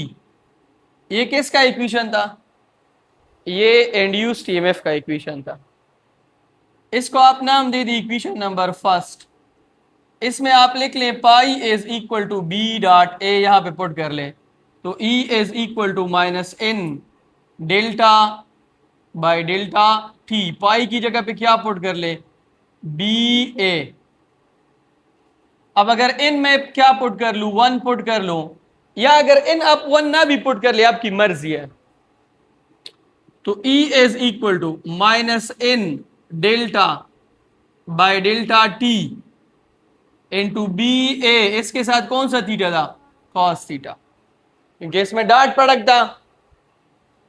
अच्छा अब आप क्या कर ले, E is equal to minus n B A, ये डेल्टा बाय डेल्टा टी,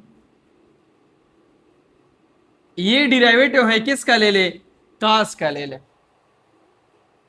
जब भी आप कास का डिराइवेटिव लोगे, याद रखिए डेल्टा बाय डेल्टा टी किसका, कास थीटा का। ये आपके पास क्या आ जाएगा, अगर थीटा की जगह पे मैं ओमेगा पुट कर लूं, थीटा बराबर है किसके, ओमेगा टी, तो आप ओमेगा को बाहर निकालो, आपके पास क्या आ जाएगा, minus omega sine omega T.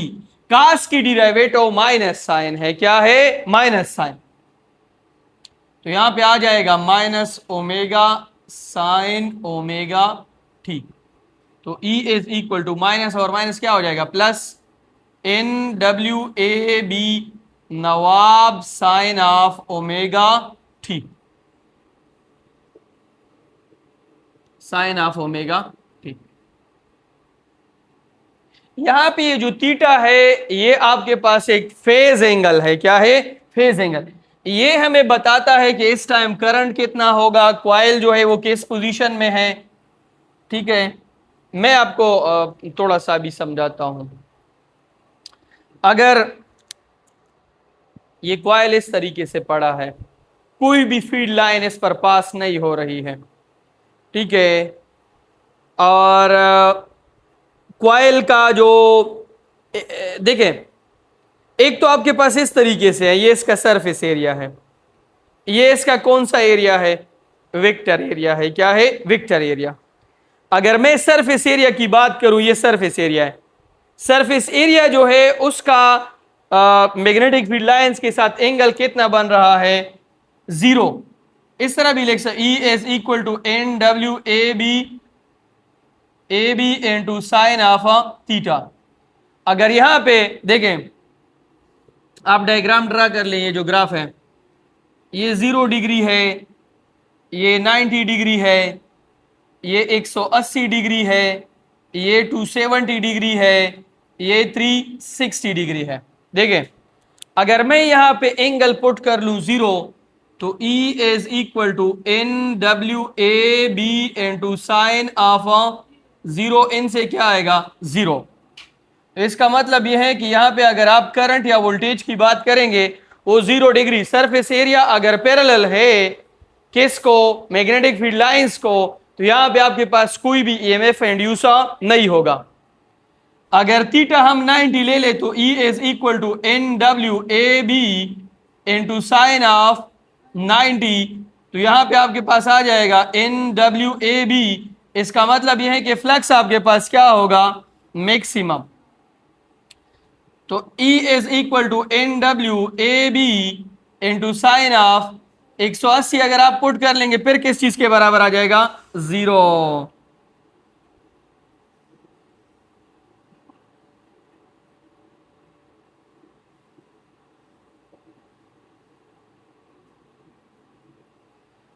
अच्छा, फिर आप 270 पुट कर ले। E is equal to NWAB into sine of 270। तो यह आपके पास आ जाएगा नेगेटिव में। किस में? नेगेटिव में। फिर E is equal to NWAB into sine of 360। ये आपके पास क्या आ जाएगा? दोबारा 0। तो यहां पे आप आ जाओ।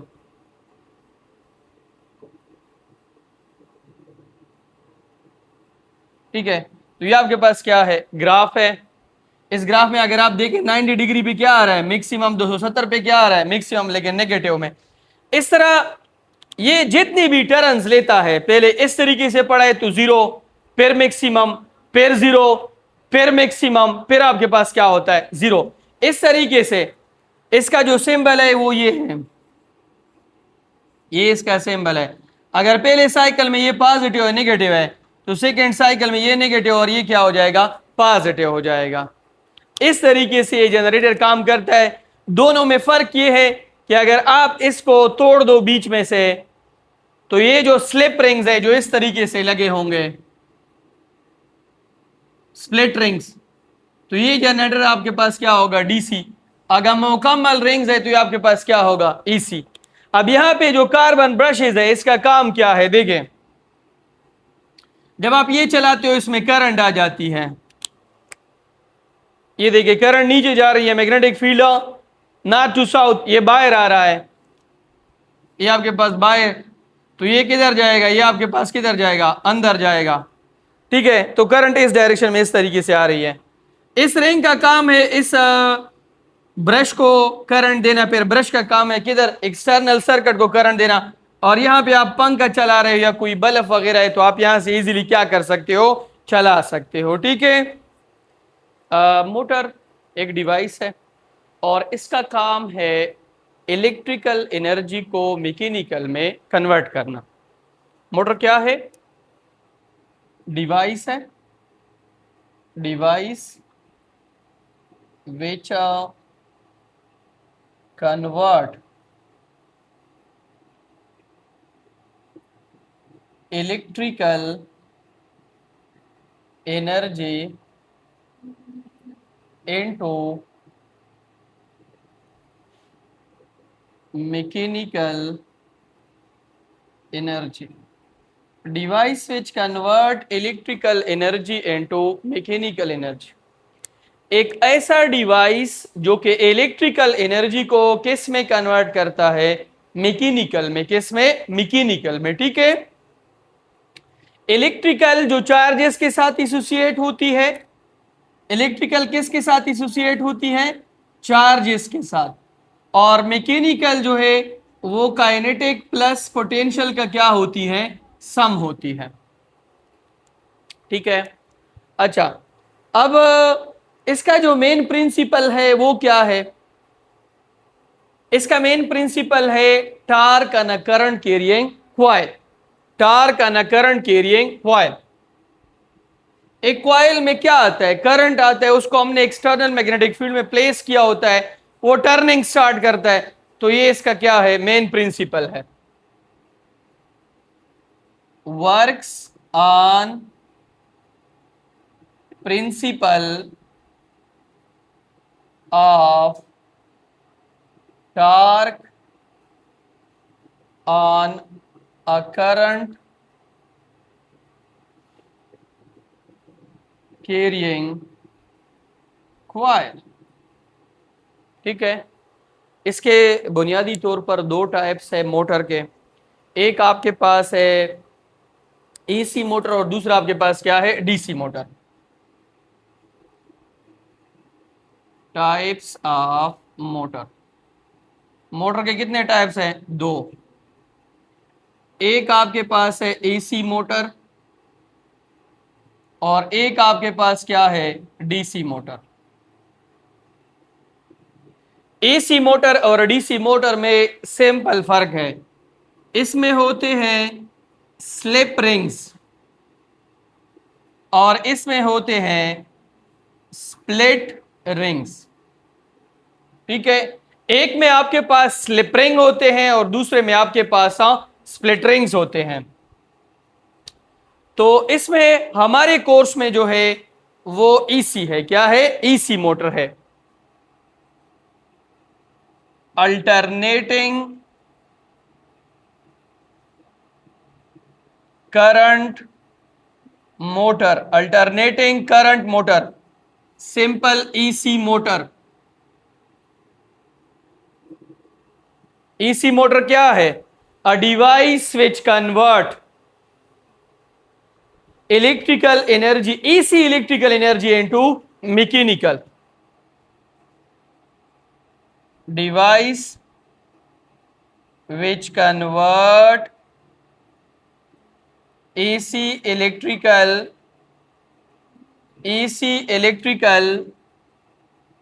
energy into mechanical energy, AC electrical energy into mechanical energy. ठीक है, एसी अल्टरनेटिंग करंट है। ठीक है, अब इसके भी मेनली जो है वो दो पार्ट्स है, दो तीन पार्ट्स है। एक आपके पास है स्टेटर, एक आपके पास है रूटर और एक आपके पास क्या है? शेफ्ट है। इसके मेनली क्या है? तीन पार्ट्स हैं। मेनली इसके कितने पार्ट्स हैं? तीन। एक आपके पास है स्टेटर, सेकंड आपके पास है रूटर और थर्ड आपके पास है शेफ्ट।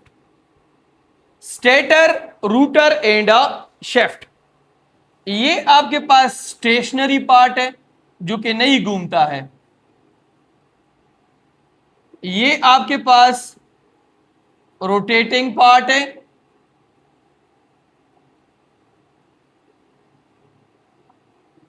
और शेफ्ट ये किसके साथ होता है? External circuit. किसके साथ? External circuit. देखिए ये बेसिकली इस तरीके से बना होता है।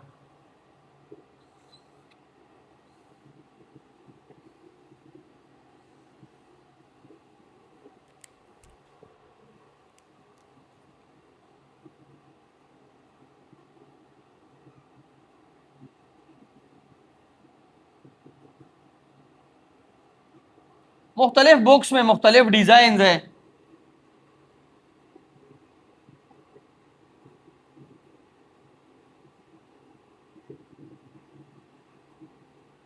ठीक है, या आप इस तरीके से भी बना सकते हो जो आपके बुक में है, लेकिन एक्चुअल जो अभी मैं बना रहा था वो एक्चुअल है जो प्रैक्टिकल दुनिया में है।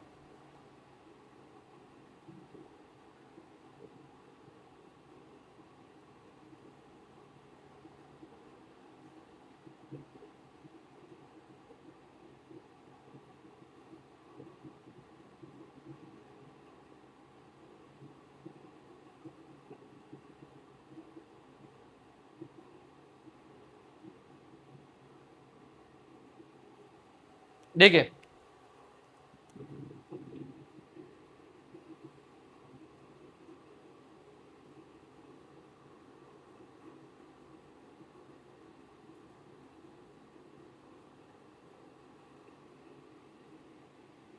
यहां से हम इसको क्या देते हैं? करंट देते हैं।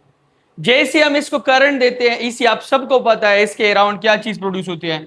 Magnetic field, north south, north south, ये हो गया नॉर्थ साउथ, नॉर्थ साउथ, इस तरह। इसके अंदर हमने क्या फिट किया होता है? देखिए इसके अंदर हमने फिट किया होता है रूटर। क्या फिट किया होता है? रूटर। वो भी मैग्नेटिक मटेरियल का होता है। और यहां पे आपके पास क्या होता है? शेफ्ट होता है। ये शेफ्ट है और ये आपके पास क्या है? रूटर है। और ये आपके पास क्या है? स्टेटर है। यहां से हम इसको बिजली दे देते हैं। ठीक है, बिजली हमने इसको दे दी है। इसके अराउंड क्या चीज प्रोड्यूस हो गई? Magnetic field. ये इसके अंदर जो पड़ा है अंदर, ये खुद भी मैग्नेटिक मटेरियल का होता है, मतलब इसमें मैग्नेटिक फील्ड होती है, मैग्नेटिस का बना होता है। तो यहाँ पे जो नॉर्थ है इसमें देखिए ये साउथ इसको अट्रैक्ट करता है। फॉर एग्जांपल ये नॉर्थ जो है ये तो साइकिल चेंज करते हैं, नॉर्थ है साउथ है, ये इसको रिपेल करता है। तो ये जो इसके अंदर इस तरह पड़ा रहता है, ये हमारा मुकम्मल, इसको हमने बिजली दी है, ये स्टेटर है, इसके राउंड मैग्नेटिक फील्ड है। तो राउटर तो इसके अंदर इस तरह पड़ा होता है, इसमें भी मैग्नेटिक फील्ड होते हैं। जैसे इसमें बिजली आ जाती है इसको रिपेल करता है, कुछ जगहों पे अट्रैक्ट, ये इस तरीके से क्या करता है, स्टार्ट करता है, मोशन स्टार्ट करता है। तो इसके साथ शिफ्ट क्या होता है, चलता है, ठीक है। और अगर आप मैग्नेटिक फील्ड की डायरेक्शन की बात करेंगे कि कब चेंज होगा, तो इसके लिए फार्मूला है कितने डिग्री पे, theta is equal to 360 divided by n। अगर आपके पास आपने 4 यहां पे क्वाइल्स लगाए हैं तो ये आपके पास कितना होगा, 4 पे डिवाइड कर लो, फिर 4 1 4 9 4 36, 90 डिग्री पे इसकी जो मैग्नेटिक फील्ड है उसका डायरेक्शन क्या हो जाएगा, चेंज। इसको हम कहां पे इस्तेमाल करते हैं, एक तो पानी जो है उसके निकालने वाले जो मोटर है, दूसरा इलेक्ट्रिक फैन में इस्तेमाल होता है, तीसरा वॉशिंग मशीन में भी ये इस्तेमाल होता है। बहुत सारी ऐसी चीजें हैं कि इसमें इसका क्या होता है, इस्तेमाल होता है।